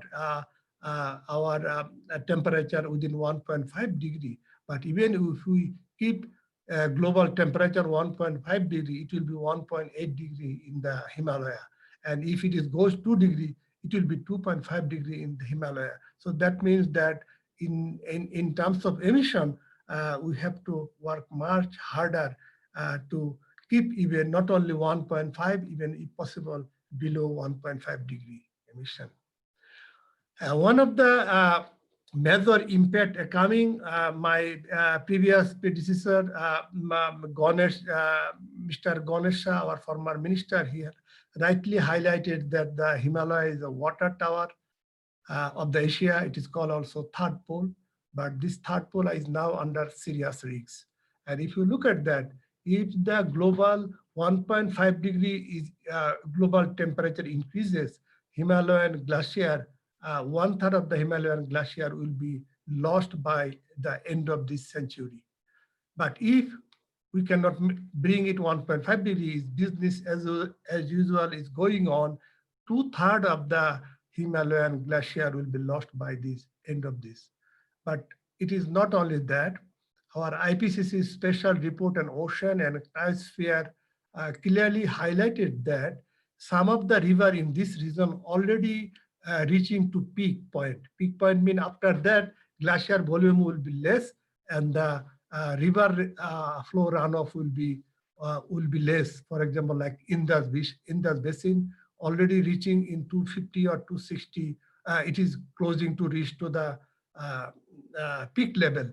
But Ganga and Brahmaputra, and Ganga particularly where Nepal is part of that, it is expected to reach to the peak of the glacier melting in the end of this century. So this has huge implication to water security, food security, energy security, not only for Nepal, also is downstream country like India and Bangladesh also. If we look at that, we are all connected by river basin. Nepal, China, Bhutan, India, and Bangladesh all are connected by the mighty river basin, particularly one of the major rivers, the Gangas, which is the part of Nepal, as well as the Brahmaputra, which connect us. If you look at that, this year-long jumbo, and that what is called, we call Brahmaputra, and then Gangas, with this whole, countries, 5 countries are all connected. And particularly Nepal water contributed significantly the Gangas water. I think the Gangas is one of the most densely populated region in the world, Ganga Basin. And this in Gangas, I think water from Nepal, from all the like Nepal 5 major basin, it contributes about 70% of the dry season river runoff coming from Nepal. So Nepal contribution to the Gangas and downstream is significant. If you look at that world, I think one of the largest contiguous irrigation system is here, just down the Himalaya, where is the Gangas and some part of Brahmaputra and some part of India. This is the world's largest irrigation system. And this is the bread basket of entire South Asia, all that. And if you look at just look at the figure, the Kathmandu, below the Kathmandu, how much intensity of irrigation and food system is here, including Bangladesh and Nepal, Tarai also part of that. And that this largest irrigation system and that water also contribute from the Nepal, and the climate change is accelerating the risks and threat to the whole food production, particularly risks of water for that. Not only water, drought, another big impact coming from the climate change. All you know that because of climate change, evapotranspiration, soil moisture, everything is changing, and huge part of this region, although there is a considerable rainfall of this region, but if you look at that, even Nepal, 1/4 of the agriculture area under drought prone. So that means that in climate change, it will further increase the drought, and it will make necessary or it will need more irrigation facilities to support the agricultural food production to ensure that. So that is another important adaptation measures will be required. If you look at that, not only that, Nepal, we say Nepal, there is rich in water, but look at the lady who is bringing water from there.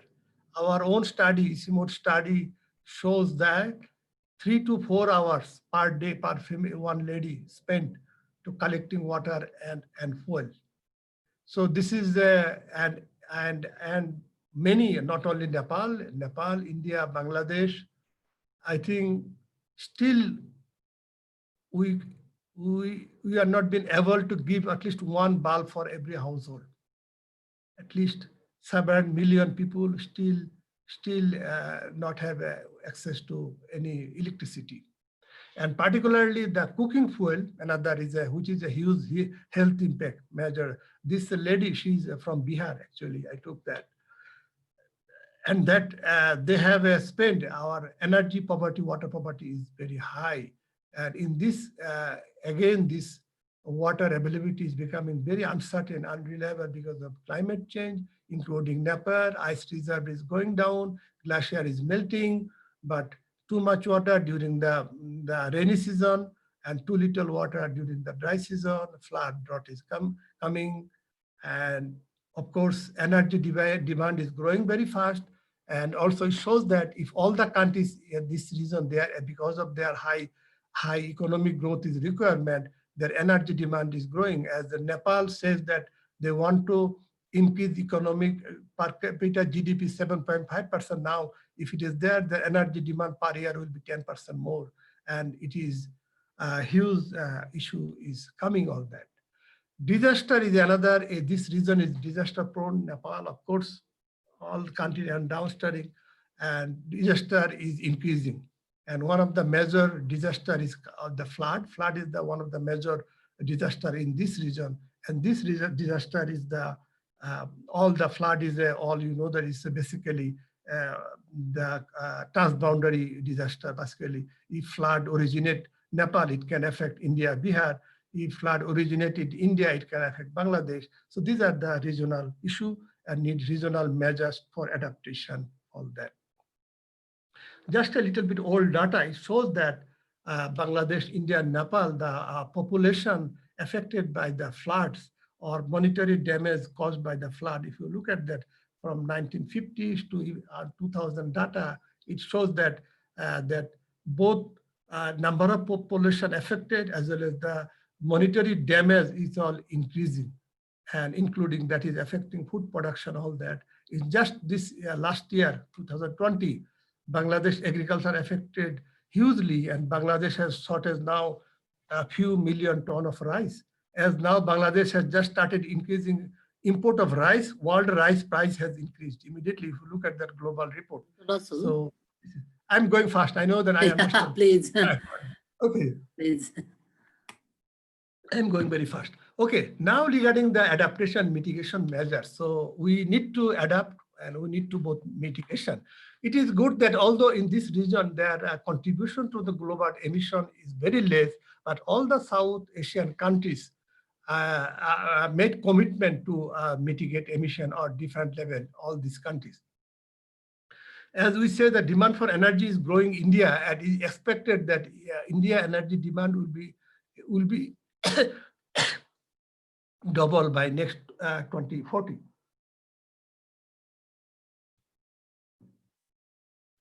But National Determined Commission, nationally determined commitment for mitigation, all the country made all commitment, including Nepal, and they have made many different measures to mitigate. One of the important measures is the increasing the contribution of clean renewable energy in there.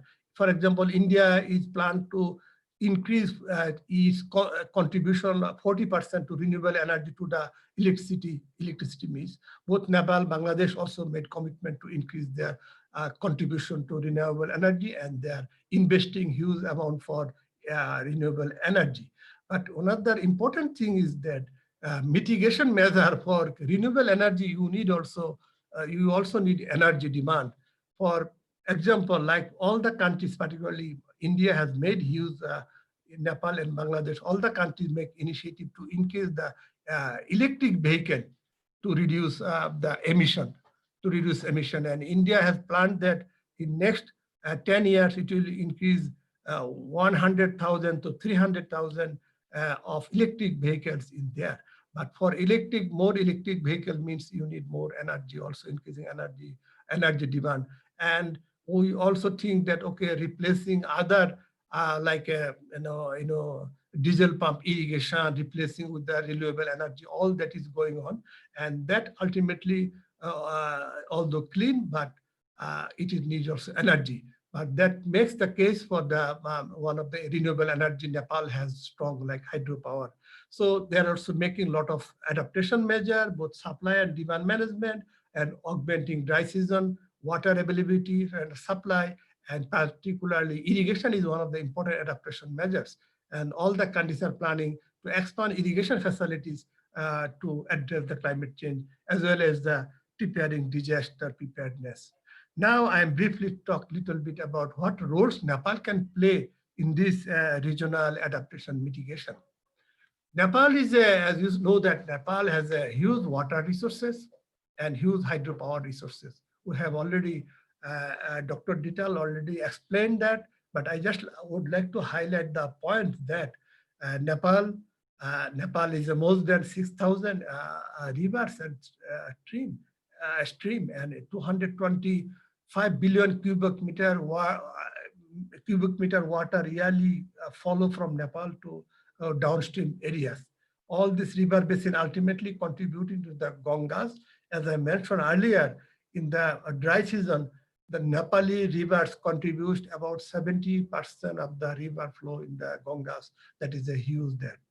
And Nepal has a potential of 83,000 megawatt of the hydropower, and many people are now says that, and it can be even further increased there.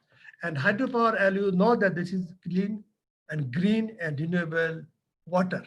I know there may be some debate on that, but if you look at that, the greenhouse gas emission intensity of different energy sources, if you look at the hydroelectric compared to the other, I think the hydroelectric and wind energy are the lowest the energy emission from the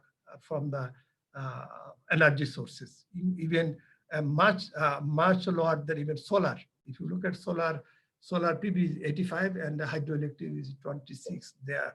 Of course, there are other effects, we know that, but what is make the case that hydroelectric, one of the clean, green energy sources, and that has huge potential to contribute to the adaptation and mitigation for not only Nepal, also entire region. I just like to highlight here one of the point here that as water, Nepal water, because Nepal is the upstream countries, the water Nepal or hydropower Nepal is that if it is used strategically, it can have multiple benefit, not only for Nepal, for there. And through the, if we use the water in a multi-purpose way, it can add its value. For example, if you look the same water, because particularly when we consider use as a hydropower, as you all know that hydropower is a non-consumptive use of the water. So for example, like if you look at the river Orun, then if a upper Orun, the reservoir, it can use the water. Same water can be used in Orun 3 as well as lower Orun basin, as well as the at the lower still large water storage. But not only that, this same water can be not only used multiple ways for energy, but it can contribute significantly to the irrigation downstream. As I mentioned earlier, this is not a consumptive use, this is non-consumptive use. So this water also can be benefited, like lower riparian countries like India or even Bangladesh can benefit from this water, and ultimately it goes multiple ways, and it can support both adaptation, mitigation, and the entire basin. Not only then, it can contribute even Bangladesh to protect its salt intrusion in the Gangas, what is becoming serious issue now. So this is the point I highlight that this is the multiple benefit we can do. So my last slide. So my conclusion is that might be, I know that there is a different perspective, but Nepal has a major source of water and diverse ecosystem services, including forest and others, and that can contribute significantly if it is used wisely strategically, and not only for Nepal, but only for regional food, water, energy security, and adaptation, mitigation to climate change.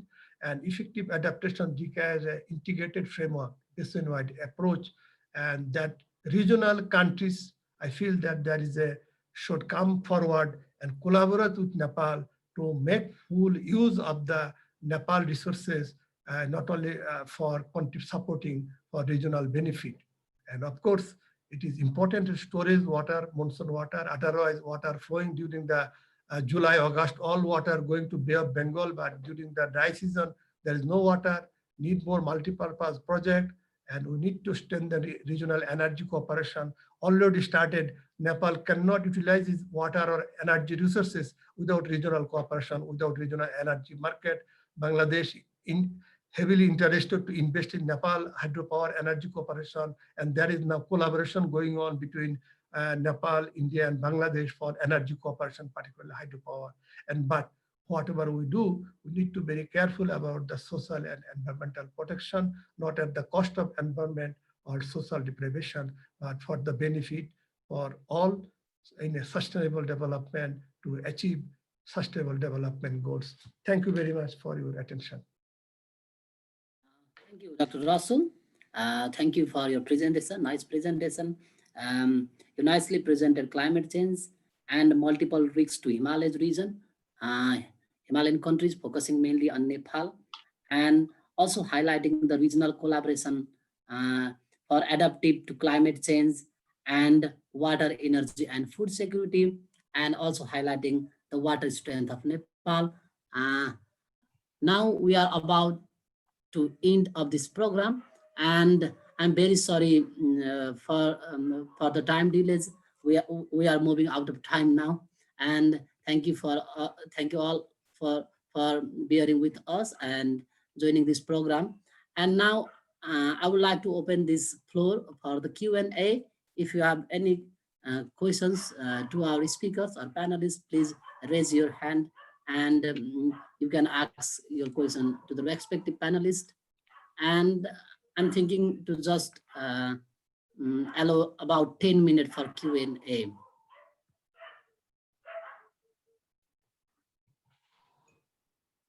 Any question from attendees or maybe from panelists?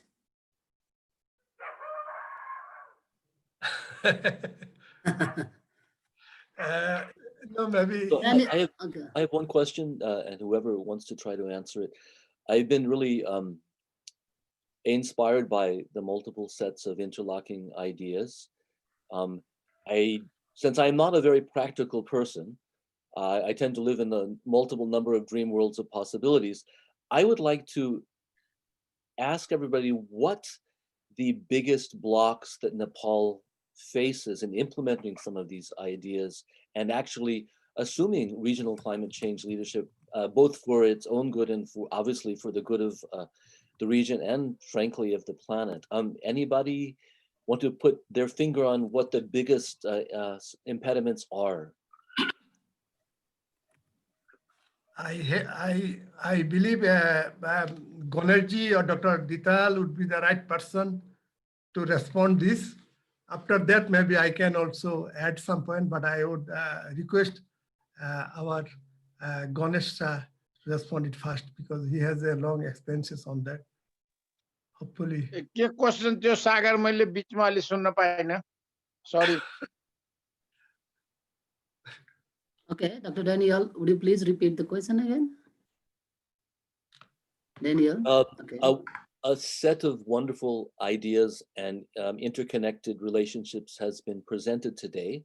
What is the next step in terms of practical implementation? In other words, what are the major obstacles to be overcome to get some of these ideas into practice as quickly as possible? Dalil, thank you very much.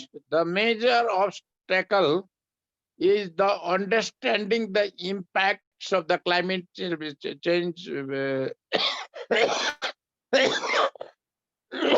Sorry, on the high political level.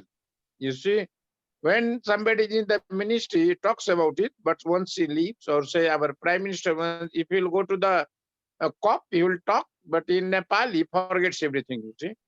So first thing is we have to sensitize. That's why I put our leaders. So when they go outside or within the country, they understand the importance of the issues of the climate change. So for example, if our minister is going to the India, for instance, which comes just today, he'll talk about the one issues, but they never talk about the water issues, you see, seriously, you see. And rightly, Dr. Golam has said that for the Nepal, you see, it is, as I told you, the water tower issue. It is the water security. All of we know that future war will be the water war. You see, the World War III will be the war for the water. So water security has been so important, but we could not sensitize our leaders, political leaders first. Second is our local leadership is also not very sensitive. They all talk about development means building the roads, building the houses or other things, you see. So that's why I'm now empathizing much more that when I was the minister, I started within this National Academy of Science and Technology, which is NAST, the Knowledge Management Center on the Climate Change, CCMC, Climate Change Knowledge Management Center. So the knowledge required for all these things, whether for the policy perspective, whether from the scientific and technical perspectives, innovations necessities for the adaptations and mitigations, financing or investment of the issues, and the last is the human resources development, you see. For example, you do the research, somebody, as I told in my opening remarks, also in my remarks there, so there's a big lack of data.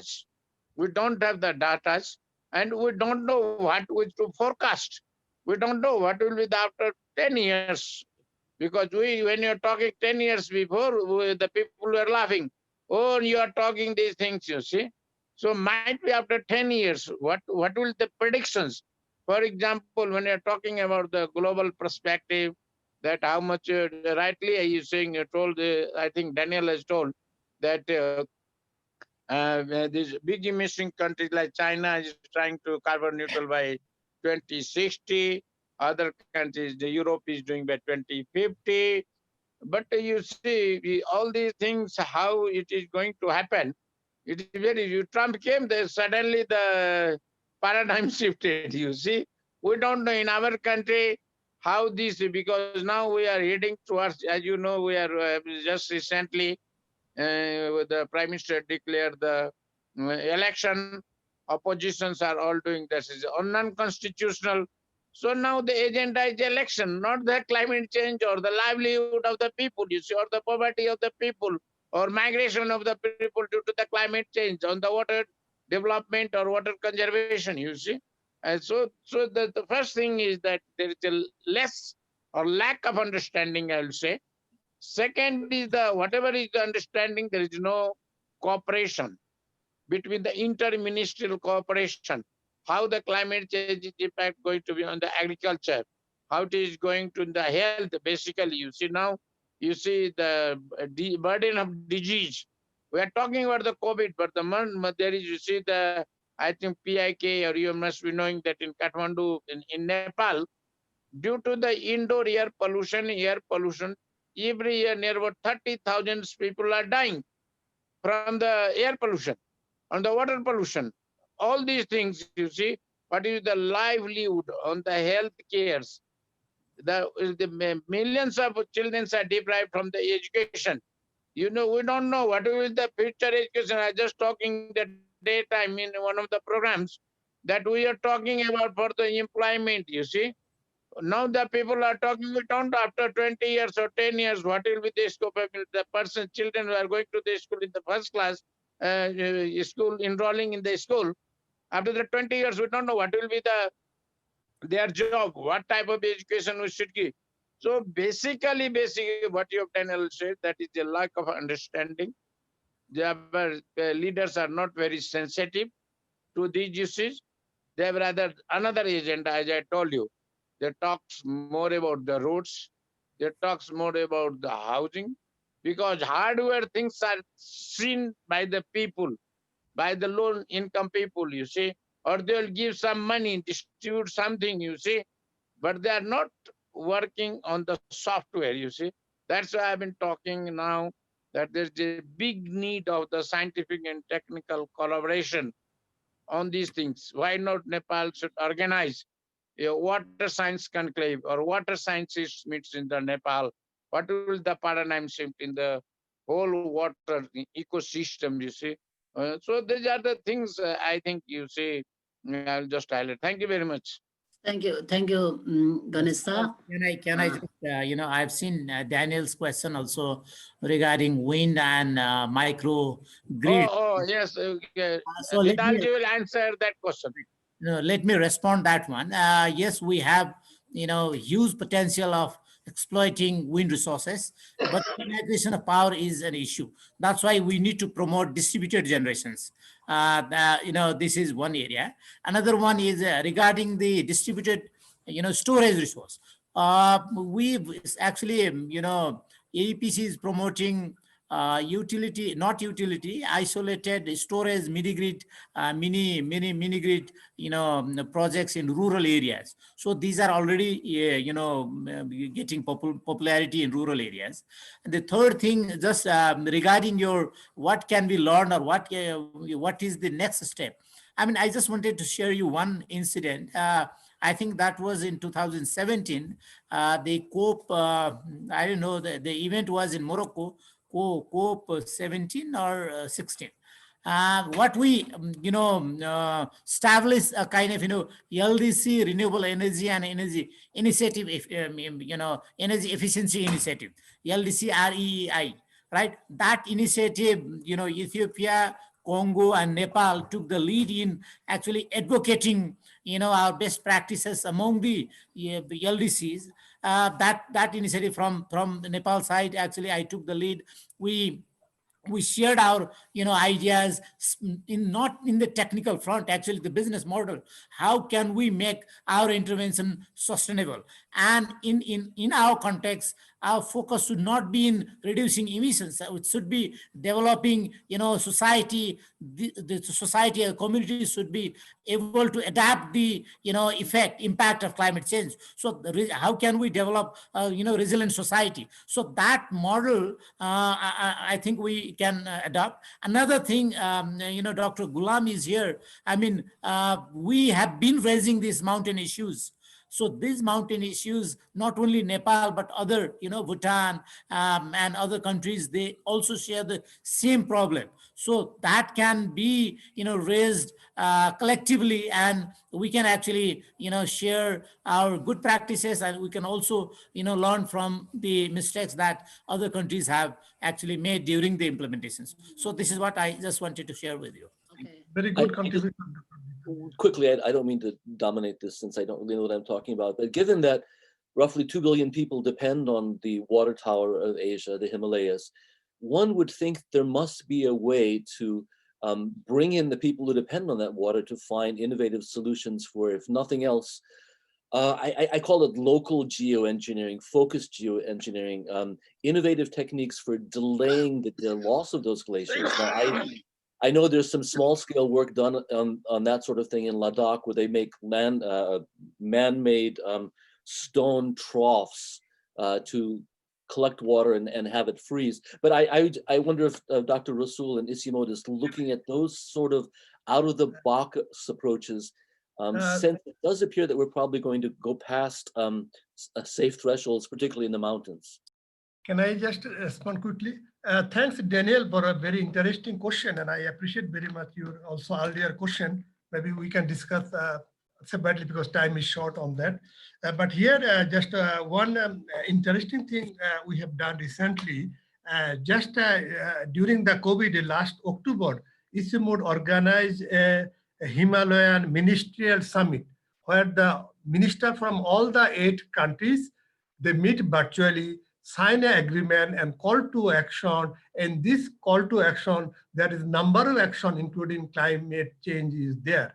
And now this was actually one, because as you know, your earlier question, one of the issue was that, you know, the geopolitics, because people all know the benefit of working together. But challenge we are facing to understand that if we work together, we can generate co-benefit of that working together. We just want to share the water rather seeing the how we can work together, develop water together, and there can be a win-win situation rather than a zero game.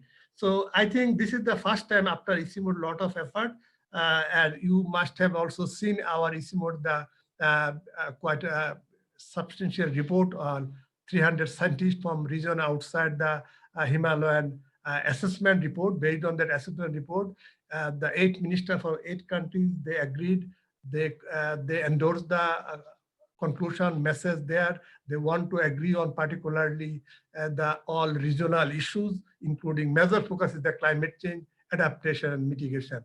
And we hope that it will be taken forward on that, it will go out there. We are working closely with all the ministries, their joint secretaries, to how can we take forward. I hope this is the sign, hope is coming. Another interesting thing I'm doing, although there is some geopolitical issue is there, in certain cases some progress also there. For example, now inland water connectivity is coming very strongly, another that, because there is an earlier one issue is that now India and Bangladesh has given very strong focus for inland water connectivity and inland water transportation. One of the issues to reduce emission, all that. And now India has come onto the just near to the Gangas, all that point to the where Nepal can reach this point, all the river. And now India and Bangladesh sign agreement. India can use Bangladesh inland water point. So this gives Nepal an opportunity. Now Nepal can reach to the Bay of Bengal through there. If there is some, that's why I was talking about the if we can develop some water strategic way connecting with Ganga with Nepal, that will allow Nepal to connect to the Bay of Bengal and overcoming its landlockness. So some positive things are there. And energy trade, another important thing coming, that Nepal now is ready to export energy. India, Bangladesh particularly very keen to buy. So now 3-country arrangement is going on, and then how some energy trade can be taken place through the India. Thank you very much. Thank you, Dr. Rasul. Now we're about to wrap up this program, and now I would like to request, I think I'm seeing a hand raise from Prasad Pradhan. Prasad, Dr. Prasad? Yeah. Please. Okay. Yeah. Thank you, Sagar. Hello, everybody. Yeah. So it was really a nice talk, and I have some thought that came into my mind. So regarding one of the comment from Daniel, I go with Mr. Shah. Yeah. So definitely we do have policies, and the question is like, how are these policy developed? Are they based on evidences? Yeah. And I think this is a very big question. And I'm quite sure that most of this evidence policy are not. So maybe former Minister Shah can say a bit more on that. And same holds for NDCs, which has been just recently submitted by Nepal to UNFCCC. Yeah, there is this two voices about adaptation versus mitigation, where Nepal is mentioned a lot. Nepal, where the priority is given more to mitigation rather than to adaptation. Yeah, and Kira also mentioned in her presentation that looking at climate action tracker, Nepal emission ambition is, or Nepal NDC is not so ambitious enough. Yeah, and my question here is like, we did one study where we see that there is a relation between Human Development Index and carbon emission. Yeah, and more the developed country is, more they are emitting. Yeah, and is it the emission reduction is under the burden of country like Nepal, who still need to develop. Yeah, we still need to struggle for its basic needs. Yeah, so we need to reflect on these questions. Yeah, same holds for renewable energy aspect that Dr. Dhital was mentioning.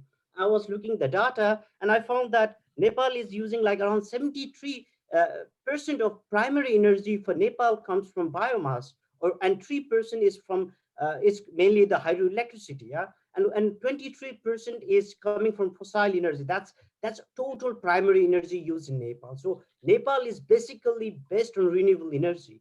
So we are using fossil energy for vehicles, yeah, for transportation. We are not using fossil energy for producing electricity. Yeah, we are not using coal. We are not using diesel or natural gas for producing our electricity. Our more than 90% of our electricity is coming from hydroelectricity.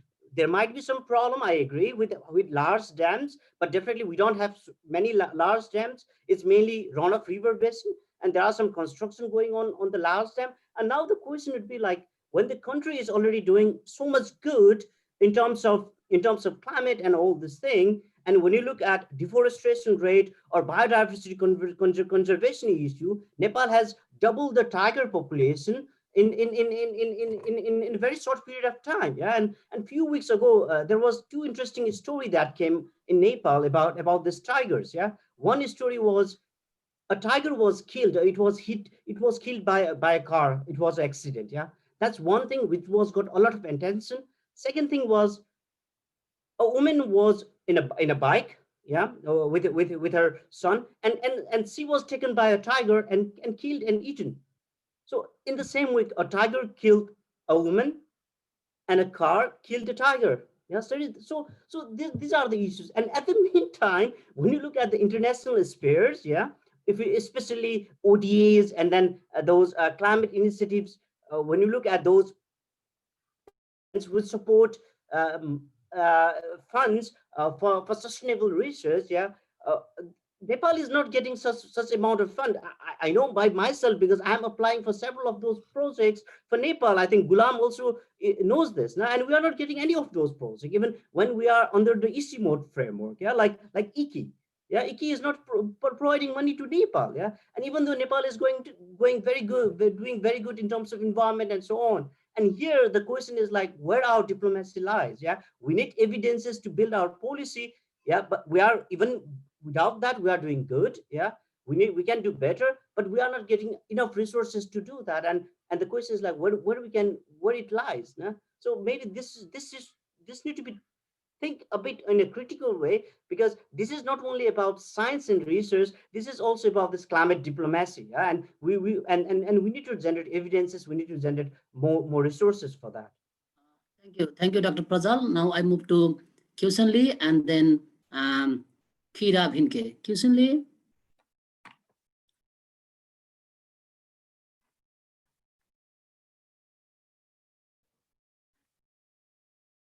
Lee, are you hearing me? Okay, please.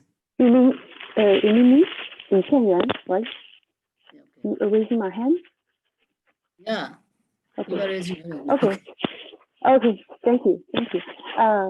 I'm very glad to hear the presentations about India and about the South Africa and about Nepal. I have not so much information about these, and I want to ask one question to you.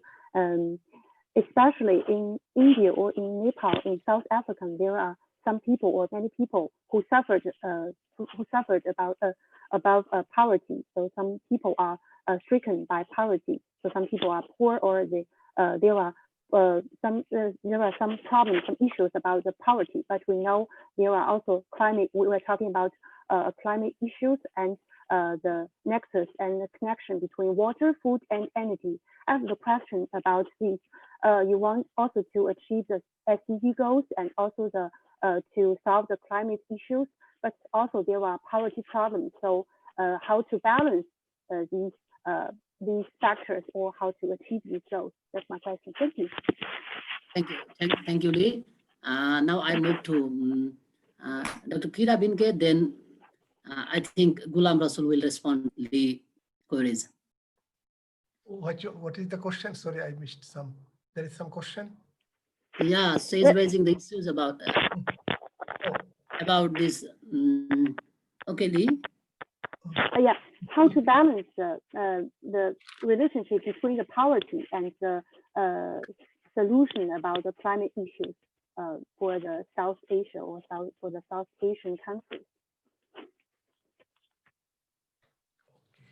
Okay, so I think the point is the integrated planning for South Asia for water, energy, food nexus. Is this the point? Sorry, I was looking at the chat, and that is why I missed. Okay, she's raising the issue about poverty and climate change. Yeah. How we can like. Oh yeah, thank you very much for yes. Thank you very much. Thank you. So I'm so glad that you have. Poverty actually is a curse. You all know that. And again, from ICIMOD, we have been working on a poverty report for all the 8 countries. And then we try to look at that poverty and climate linkage also, as you have mentioned. So that is good that I can say something on that. Particularly when you saw that in our normal or conventional poverty report, they does not look at the climate change or vulnerability. All they are just, just some few indicator, 5-6 indicator, health, education, family, head, etc.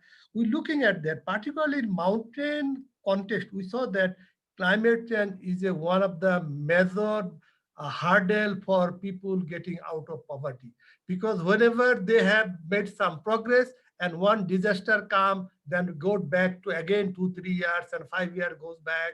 Many people lost their, because of landslide, other lost their productive asset, their land. And just give one example, I can give you the 2008 flood in Kosi Basin in Nepal and India, Bihar. You can look at that, how much land has become unproductive because just one flood, because of the sand deposit. So all that. So climate and poverty is very integrated. And if we really want to make people out of poverty, we also need to address the issue of climate change and adaptation. Thank you very much.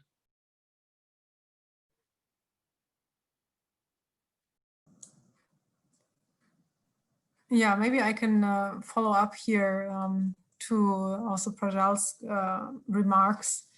I mean, obviously, it is the case that Nepal is not contributing significantly to the problem, but is suffering extensively, also as Professor Rasul has conveyed in his very impressive presentation on the state of the Himalayas in general.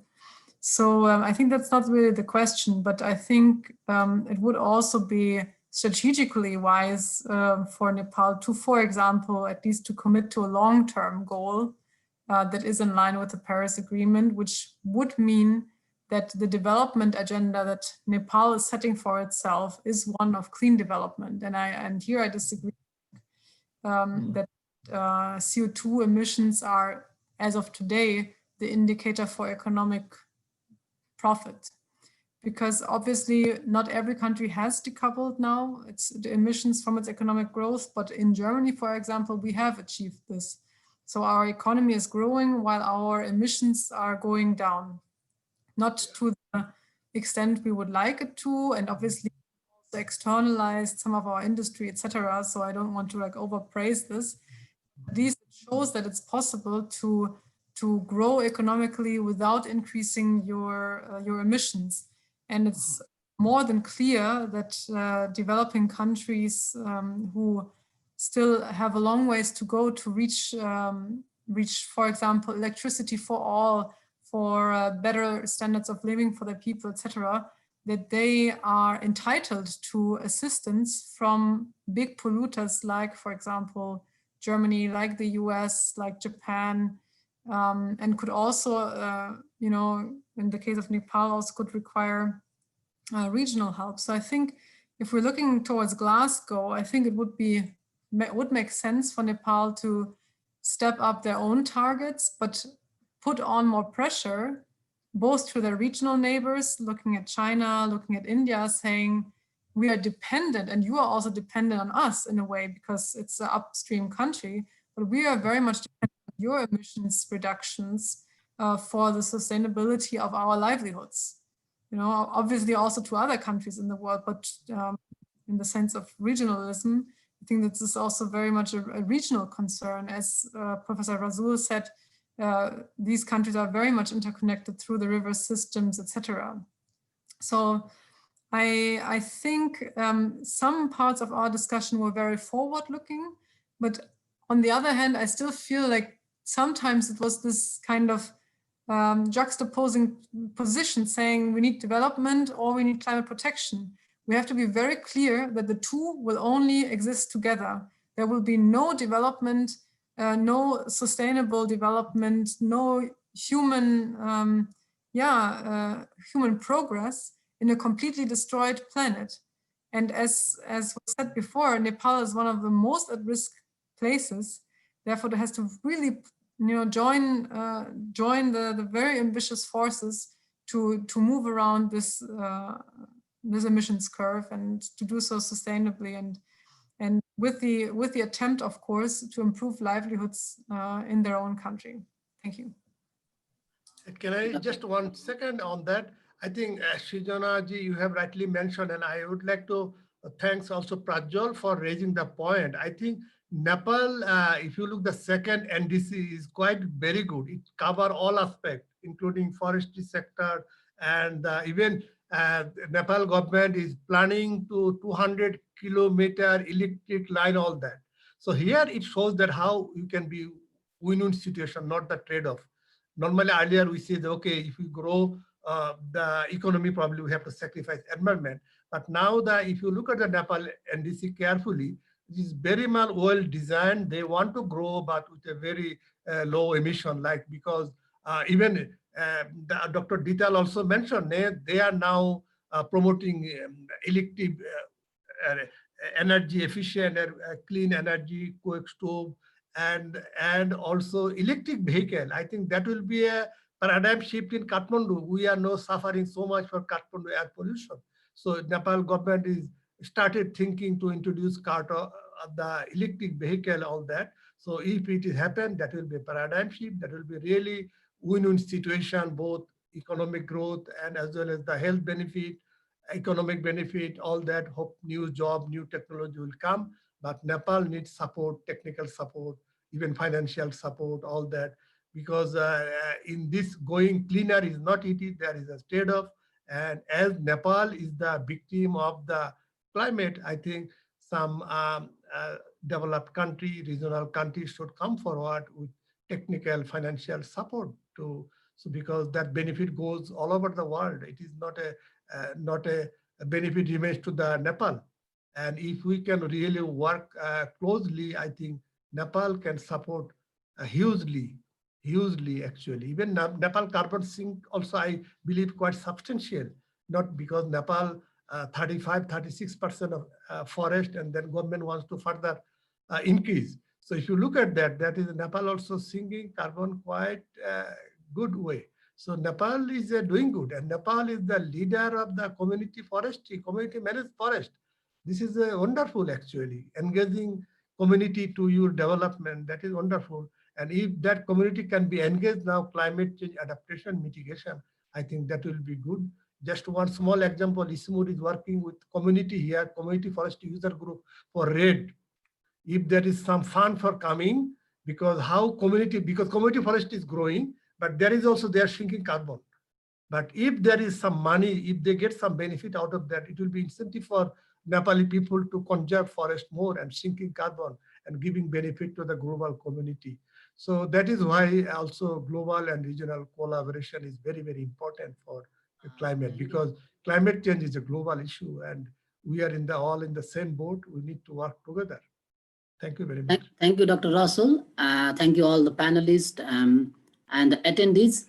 Now, I would like to request Mr. Sunil Kesi, who is the CEO and founder of the Asia Institute of Diplomacy and International Affairs, AIDIA, for his closing remarks. He is the Vice President at Nepal India Chamber of Commerce and Industry, NICI, and he is also the Chairman at Asia Corporation Private Limited. He is the Policy Advisor at EDU, Intergovernmental Organization Belgium, and he is visiting faculty member at Midwestern University, Nepal. His areas of expertise includes diplomacy, foreign affairs, trade and transit, investment, and business. Now, I would like to request Mr. Sunil Kesi for closing remarks.